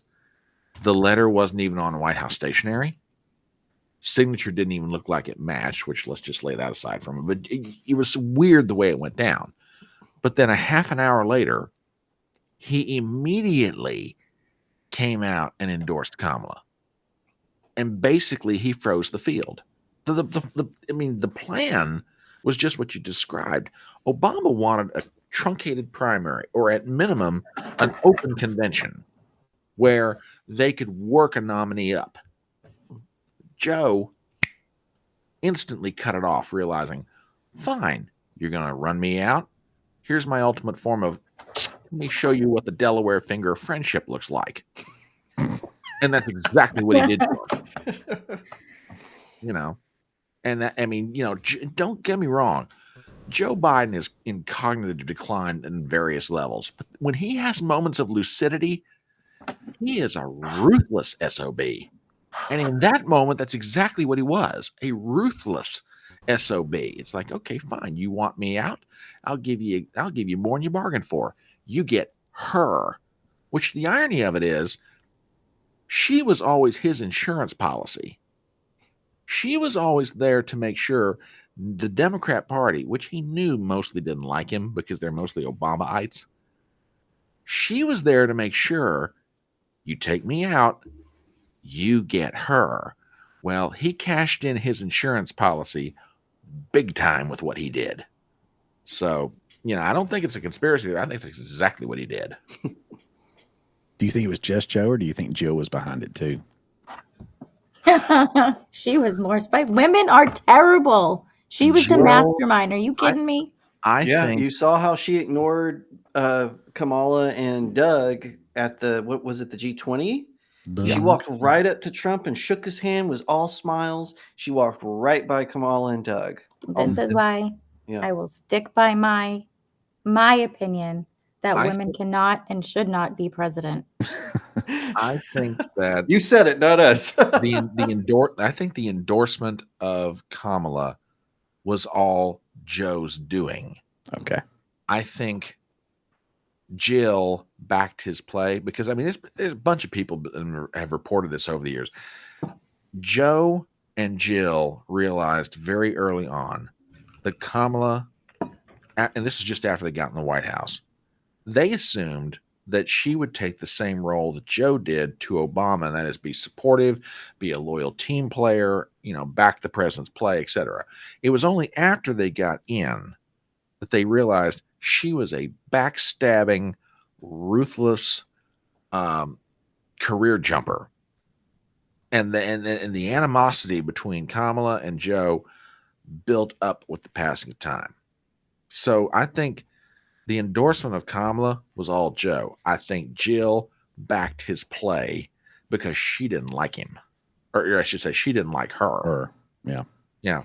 So that's just my take on it. I agree. All right. Y'all remember, and I'm going to wrap this part up. Y'all remember when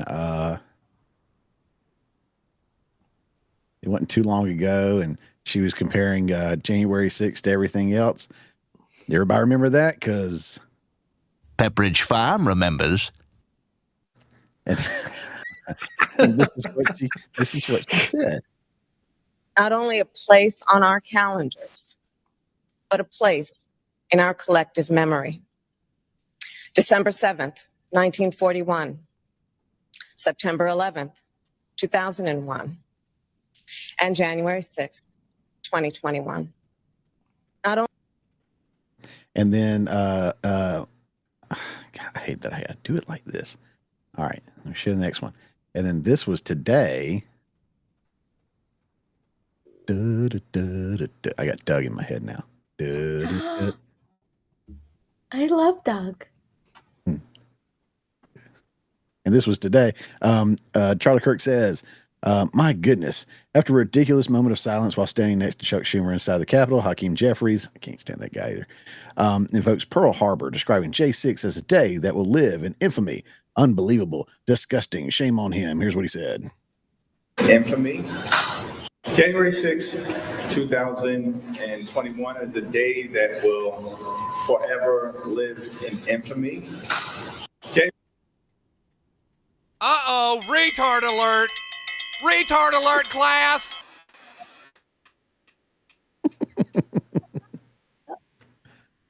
God. Just saying. So I mean, again, January 6th, terrible, awful, everybody's bad, we're good, they're bad, right? So just to kind of like throw this back out there as now I'm getting some interesting feedback from the chat, so may have to look at some of what they're saying later on. But just as a reminder here, at least 25 Americans were killed during the protest and political unrest in 2020. Mm-hmm. Y'all remember that, right? Oh. Let's see. We don't need to go that far back. How about, was it last week in New Orleans? 14 people died at the attack in New Orleans. And, memory serves me correctly. And again, interesting feedback from the chat. I'll have to look into some of that. But one person died on January 6th. Mm-hmm. But it was the biggest thing ever. Not to mention, I don't think this goes on to say it because I couldn't find numbers and it ticked me off because everything was pro Summer of Love and didn't really call out the facts. Shocking, I know. But I didn't see like the damages that were done during the Summer of Love versus the damages of like January 6th and stuff. There wasn't like an apples to apples comparison on any of that. But you're telling me that what happened on January 6th was the greatest, like, most worst attack on our democracy since Pearl Harbor and 9/11? Are you kidding me? This is 9/11 was an inside job. But this is because the Democrats have got to keep pushing that message. I was having my memory refreshed this morning listening to Steve Bannon's show, War Room. They had a plan in place that basically was this. The electors of certain states would be challenged. The electors would go back out to the state legislatures. The legislature would be like, we cannot certify these electors for Joe Biden. We can't certify them for Donald Trump, which means nobody gets to the threshold of 270. And under the U.S. Constitution, the election would have gone to the House. Mm. Now, people are like, whoa, that's just an extreme measure. No, it's constitutional. Perfectly constitutional. Nobody would have achieved the 270. The issue would have gone to the House, except that Mike Pence is like, well, nope, I'm not going along with that. Nope. After he told the president and everybody else, that's what he was going to do. sold out everybody. And America and the world got 4 years of Joe Biden and everything that went along with him. And basically, they've got to push this message because they cannot ever dare risk being challenged like this again. That's why they changed the Electoral Count Act in 2022 to prevent the very thing that was going to be done on January 6th, 2021 from ever even being attempted again. The way they've got the law written now, the presiding officer, the Vice President of the United States, is purely ceremonial.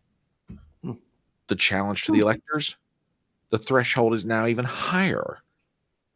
Why? To prevent the possibility that the American people, through their elected representatives, ever challenge the results of an election again. So they've got to push this narrative. They've got to keep pushing it because they don't dare let people think about what the truth was on that day. It's just that simple. And it is to me that's also like exactly what you're saying. That's why they have to hype it, right? Because I even have spoken with family members, and whenever I tell them only one person died that day, and it was one of the people who were in the Capitol who were there on Trump's behalf, they don't believe me. They believe, oh, there was 6 police officers beaten to death. And no, the police officer deaths were all natural, and they happened suspiciously after, which were, I think one was even like 5 days after. It wasn't even the next day, something like that. And it might have been less than 5 days. But point is, it wasn't just the day after. Right. Not directly caused by January 6th. And I was having this conversation, and I said, one of the reasons I know this isn't as big a deal as people have said is look who they're going after. They arrested a comedian who walked in, said hello to to one of the guards, and walked out. He was literally, and he's on camera doing this. It's not even he's claiming this. He's on camera. A reporter, Steve Baker of The Blaze. He was literally there just reporting it. He was taking notes of what was going on. He even had his press badge on, and the FBI went after him. Who did they not go after? The people who broke through the barricades, like Ray Epps, right? They weren't going after any of them. In fact, Ashley Babbitt, if you carefully watch that footage, which it's very disturbing, I don't recommend anyone do that. The person in front of her is actually the one who breached the door. She grabs that person and pulls him back, and she drops her backpack. She reaches over to grab her backpack, and that's when she gets shot. It's horrible. They didn't even get the guy who actually breached the door. She was actually trying to prevent the door from being breached. And also, all the crocodile tears from AOC, who wasn't even in that building. Right. And Kamala Harris keeps saying, oh, I was there. No, she was at the DNC. She didn't arrive until the FBI SWAT team was there, which, by the way, why does the FBI have a SWAT team? Why does their job is to investigate federal crimes? Why do they have a SWAT team? That's not that should not. That's the cleanup crew. Exactly, Gina. I am with you. So that's why I'm like, this is just really weird to me. And also, some people who you think they would want to arrest, I won't name their names, but let's just say very, even I would consider them problematic on the right, were there walking through the Capitol. Those guys didn't get arrested. So, and that would be someone that they would want a trophy. It would be a trophy hunt for them. But no, they went after grandmas, a comedian, reporters, regular guys. The lectern guy who literally picked up a lectern, moved it over so he could pose for a picture, and then immediately put it back, and he gets arrested and thrown in jail. Gina, you mentioned hearing the shaman guy being interviewed. I've heard the lectern guy get interviewed. He's just some regular dude. It's like, he was literally just there because he thought he was there to support Trump. He didn't even know there. Now later he said, I did see some people who were behaving badly, but they weren't part of the group I was with. So, that's why too. I also go, there's no way this is as big a deal as our government or the media is making it out to be. It's just, just look at who they're targeting for arrest. It's people with names, people that are obvious on camera, and not actually people who caused any damage or whatnot. I think the one guy that they did arrest who caused damage was the guy who broke into Pelosi's office. Okay, sure, that guy was trespassing. Give him a ticket for trespassing. He shouldn't have been in there. Okay, whatever. I wouldn't want him in Jim Jordan's office either. But give him a ticket for trespassing. That's a book and release. Yeah, exactly. So why is he getting such a severe sentence? It doesn't make any sense to me, especially with the Supreme Court, when the left tried to charge it to prevent Justice Kavanaugh from being put on the bench, or I'm sorry, earlier, or the pro-Palestinian writers who tried to charge the White House. None of them were arrested, or the ones who were, it was catch and release. So yeah, it's all just an attempt to paint all conservatives as these rioters, especially after the Summer of Love, and then later the White House protest, the Palestinian protest. That's all it was. That's why they have to keep that narrative going. Agreed. In the chat, I will share the link to Saturday night's show with Sean, Third Relify, that we did have Jake Chansley on. If you want to go check it out, and if you want to go check him out, like Gina was saying, on social media, he's a far out there dude a little bit, but he's interesting dude. Really get you thinking, get scratching that head. That's what I mean.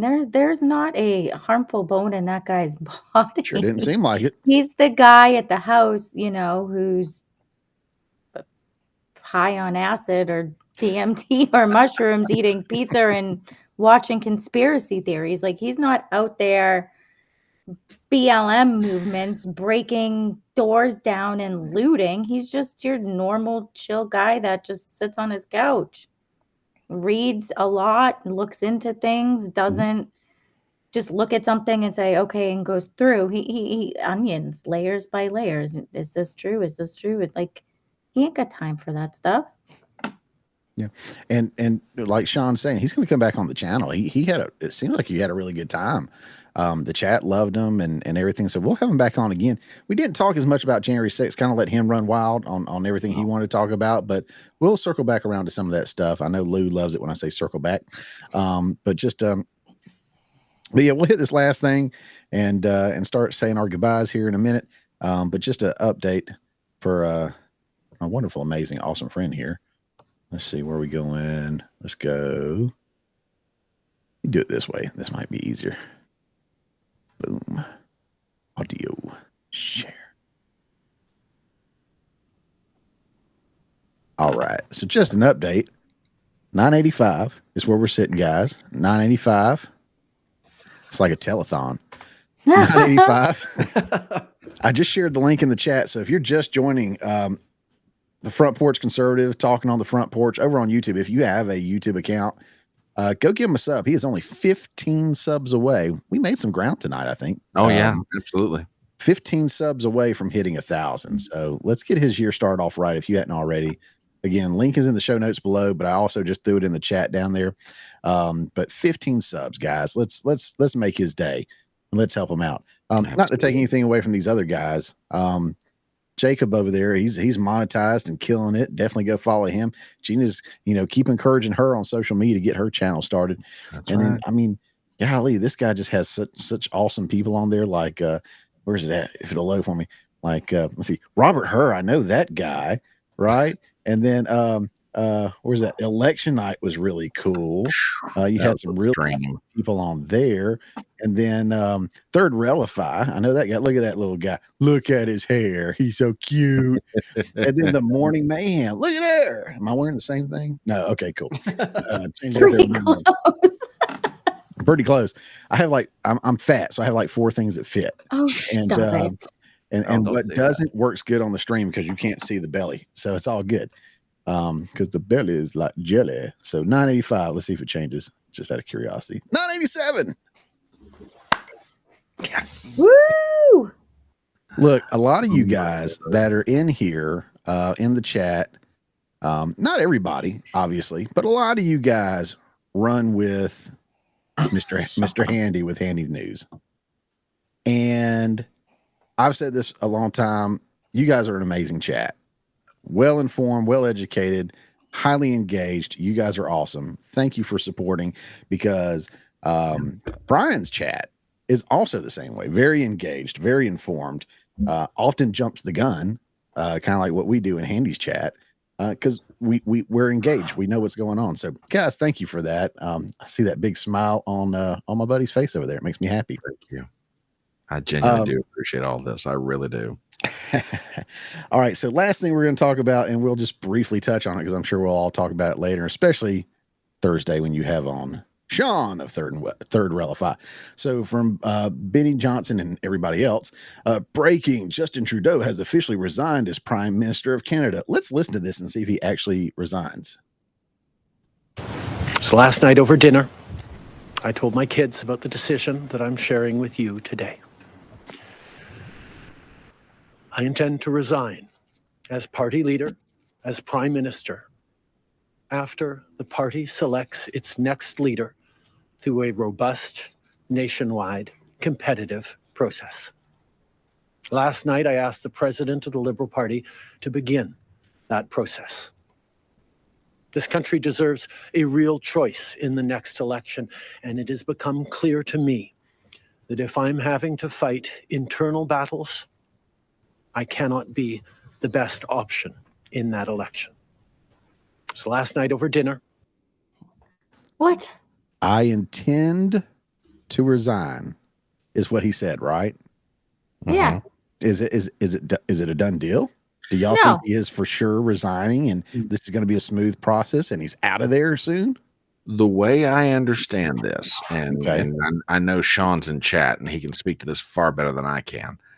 The way I understand this is that, according to the reports, he is staying on until the Liberal Party in Parliament decides who should be their leader, and consequently they, can go forward. Now, the other thing that makes this fascinating is, and again, Sean can speak to this way better than I can, the Canadians generally present their budget, their national budget, to the Parliament in April. Well, as it stands right now, Trudeau asked the I forget what the title is, but advised them that we need to recess Parliament until March. Okay, fine. Well, at that point, when they reassemble them, at that point, they're going to say, okay, we've got somebody to replace Trudeau as our leader, not necessarily our prime minister, as our leader. Well, when the Parliament comes back into session in March, they will try to present the budget. Well, at that point, the Conservatives, led by Pierre Poilievre, or as I like to call him, Polly wanna be a prime minister. I want to be prime minister. Polly is going to say, we want to vote of no confidence. And if the Parliament passes it, then at that point, Parliament is dissolved and they go to a national election, which will probably be in April or maybe May. So, yeah, he's still technically Prime Minister and leader of the Liberal Party in Canada, only until they can at least figure out who the new leader of the party is. So, isn't that what Biden just did? Do what? With Kamala? I said, isn't that what just Biden just basically kind of sort of did without saying that he was, resigning? He put Kamala up and said, I'm not running next term. Like, it's the same thing. Yeah, more or less. And again, this is Sean's country. There's also another young lady I've reached out to see if she could come on Thursday night, but I haven't heard back from her yet.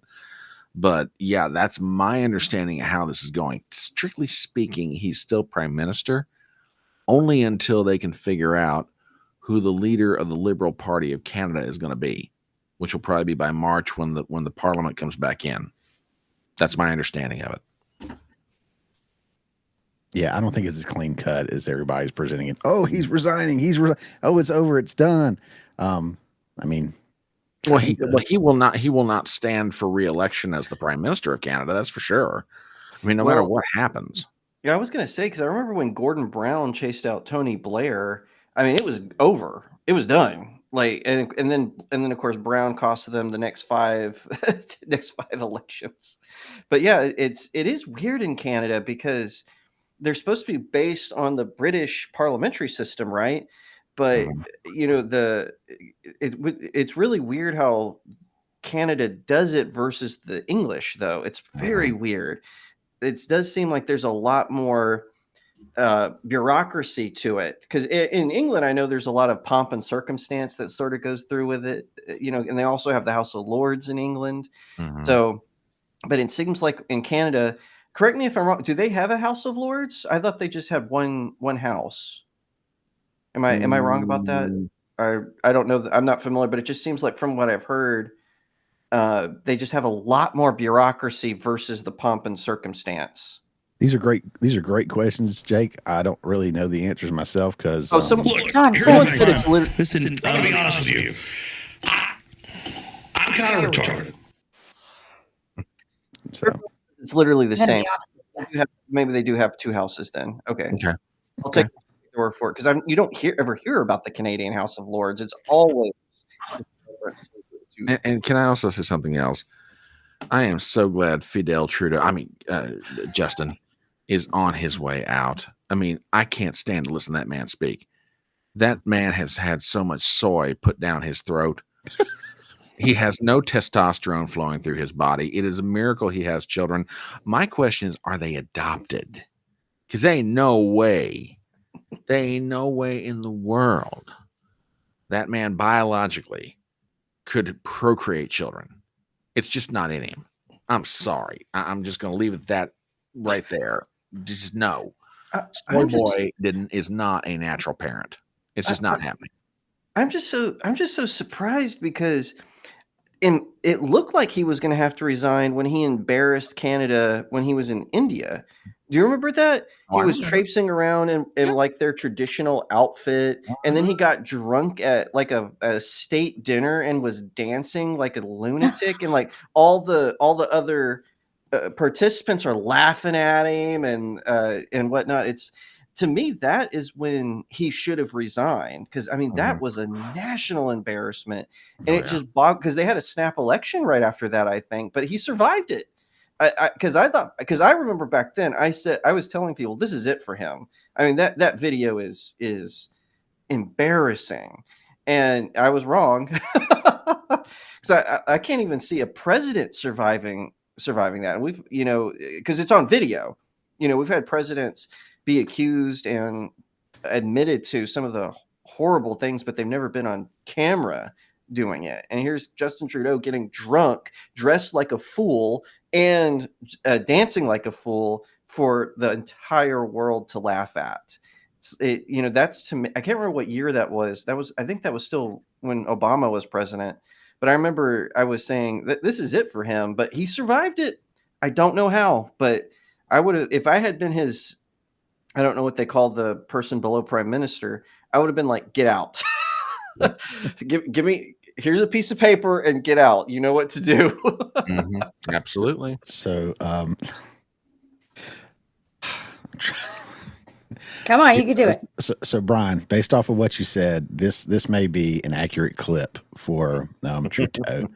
Hold on. I am not gay. I have relationships with women and sex with men. And I got news for you. That means you're gay. It was even better because it said it twice. Did it say it twice? Because it made it so much better. Hey, Trudeau's twice as gay. What can I say? Oh, man. He's not just your average gay. He's twice as gay. Jesus Christ.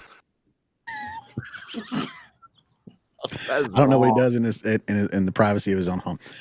But yeah, I was going to show this little meme thing here. I thought it was funny.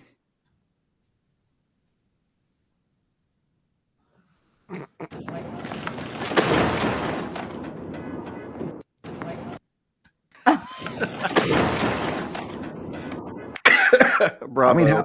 I mean, how much greatness has been happening since Trump got elected? Right? I mean, people are running scared. It's like when dad, half hour before dad comes home, all the kids look at the clock and they're like, oh, I better not do anything from now until then. Bill Gates donated to Trump's inaugural fund. What was that about? Holy cow. There's a lot of crazy out of stuff jail. happening. They're shaking. Mm-hmm. It's crazy. And this book has already been written. So Well, guys, I was just going to share that for fun. I know. So tune in to Brian, obviously, because he'll be talking about that with Sean and maybe someone else Thursday night about what's going on up there in Canada, eh? Canadian, and eh? last What's check been- before I wrap up, my boy Brian's at 988. 988 subs on YouTube. Great. 12 away, guys. 12 away. We can do it. So guys, I'll wrap up with that. So closing thoughts. I'll pass it around. Again, Gina, Brian, Jake will go around that way like we've been doing. Two things from you. One more time, promote yourself, your socials, what you got going on, whatever. And secondly, and we did kind of hit on this earlier. What are you doing this year? Is there anything this year that you're already planning on that's going to be just awesome, like you're excited about, or something that you're going to do with your channel this year that's different and new and fun and something you're going to try to change up to really evolve and grow or something along those lines? God, if I can get it out, I need more coffee or less. I don't know. Gina, you're on. I'm Gina. Hello. Again, you can find me on X at SHRTY7081, shorty without the O, because I'm under 5 feet. Currently, right now, you can find me on Spaces on X with Lou, so you can join that Twitter page, which is Lou's Views Podcast, and we're going to be doing some spaces there. I am hopeful in getting my channel up and running since I have all you awesome folks. And I think there might be talks of me and Sean actually doing a few shows together during the week. Cool. I figured it was only a matter of time since you got freed up. I was like, he's going to grab her. He's going to grab her. But you work well with the team and the chat. I love you guys. I feel like I'm one of you guys, and you guys just accepted me with open arms, and it's been wonderful. People I was so worried because, being a mod for a couple of big channels and then, doing Lou's, you see the trolls, you see the haters, you see the mean comments. Knock on wood, I haven't had one mean thing. And I'm sure it'll come because if you ain't big, you ain't got no trolls, you're not doing it right. Yeah, if you're not pissing somebody off, you're not saying anything of substance. Exactly. Yeah, so hopefully I will never get there and everyone will just love me. But I know that'll never happen. Very cool. Very cool. So a lot potentially going on for your channel that you hadn't launched yet. So definitely follow her on X. That's the #1 spot. Go follow her on X. I'm hoping to do 2, a mommy show, not necessarily a mommy show, but PG mommy show, and then a mommy after dark kind of thing. Ooh. Spicy mom, Brian. Oh, well, thank you guys so much for having me here tonight and for promoting my channel and pushing the subs. I mean, we are knocking on heaven's door right here. So this is as close as I've ever been. So Chris, thank you as always. It's an absolute pleasure to be here. It's a pleasure to meet you, Jake. Pleasure to meet you, Gina.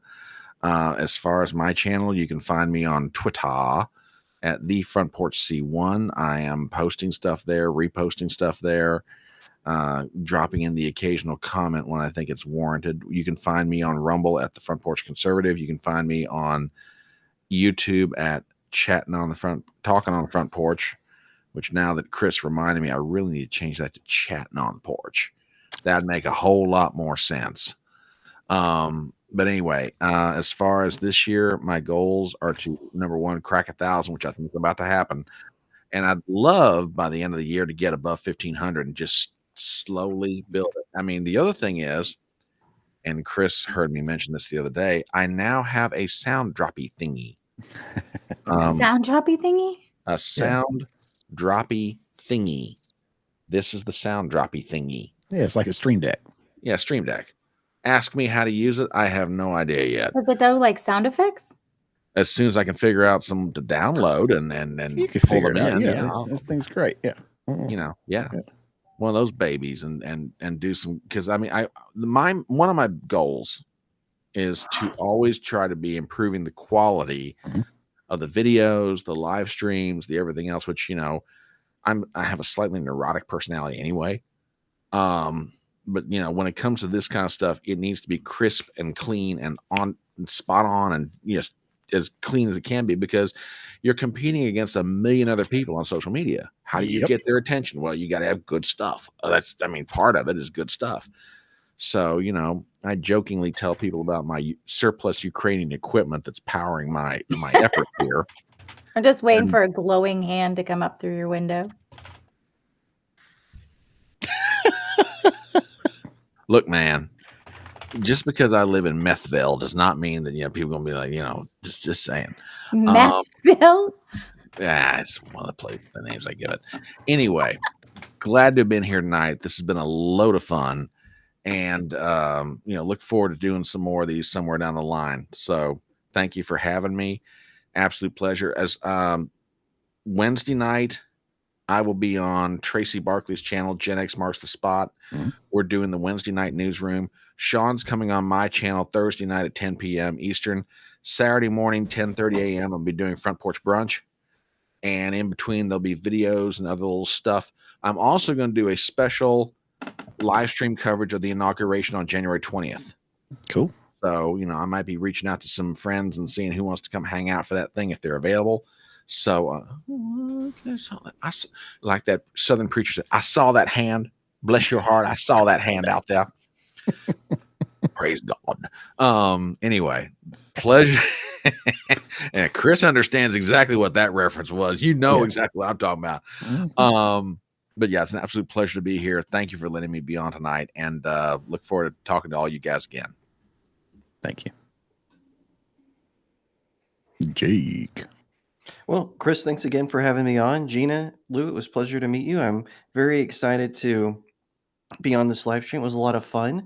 As far as myself, like I said earlier, I have a vidcast on YouTube, Studio Jake, and it's also here on Rumble. I also have a website, studiojakemedia.com, and I post reviews there and other commentary. Mentioned earlier, I've got 4 books out. I've got Cacophony for those of you who like supernatural thrillers. If you like high fantasy stuff with fairy tale themes, I've got the 7 Royals.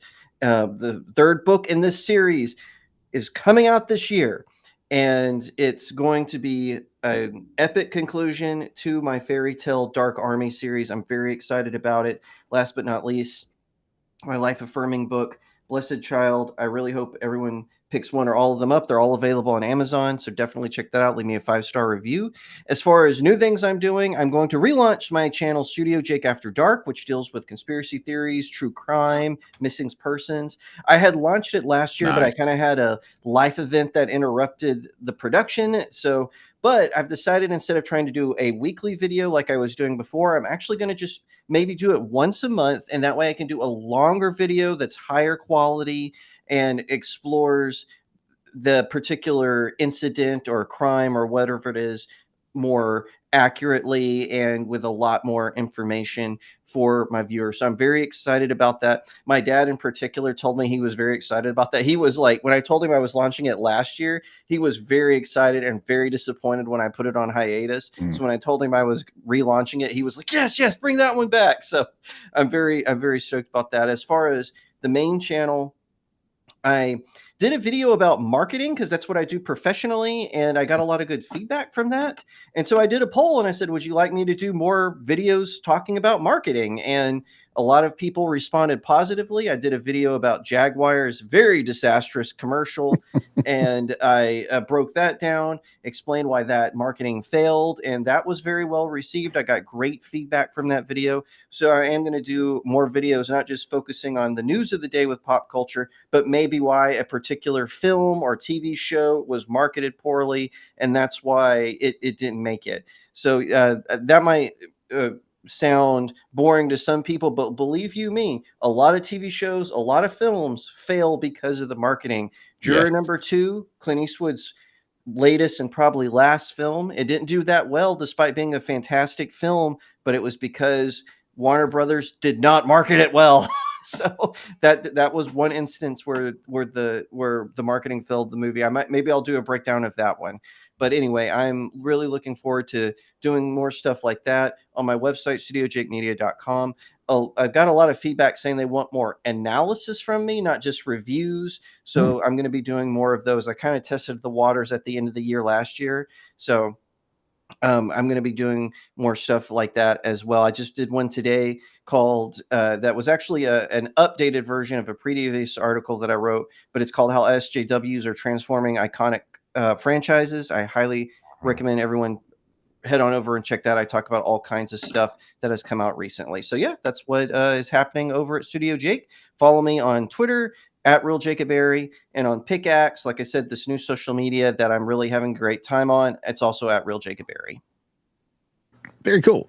Very cool. And if you're new to the channel, or if you just stumbled across the channel for whatever reason, or you were following one of these fine people here and you got here, my name's Chris with the Morning Mayhem. That's the Morning Mayhem, but on all social media, I'm at My Morning Mayhem, because apparently the Morning Mayhem is one character too long for Twitter.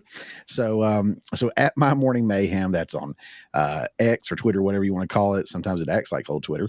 Rumble, YouTube, Odyssey, BitChute, Minds, Truth Social, I don't know, Facebook, just about everywhere. Just, kind of preaching the gospel of, truth, what real news is about, trying to be another voice out there in the stratosphere, so to speak. Because for every 5,000 of us with this little itty bitty microphone, there's one person with a megaphone that can reach millions of people. That's misinformation, disinformation, propaganda, and everything, where you got us spitting truth, bringing receipts, showing the receipts, linking them in our show notes, with an audience that's engaged versus an audience that's fallen asleep at the airport or whatever, that just happens to have the TV on. So support these guys. I appreciate your support, but go check these guys out again. I won't say all their links, but I have links for them in the show notes below, especially for Jay. He's everywhere too. But yeah, go follow these guys. At least get them on X, because then from there you can follow them from everywhere else. They got everything there. Go check them out. Again, anybody who went over and subbed, I know I was pushing Brian. Everybody needs some love, but he's so close, and I really wanted to push him. 988 is what I'm looking at now. Guys, thank you so much for going over there and showing some love.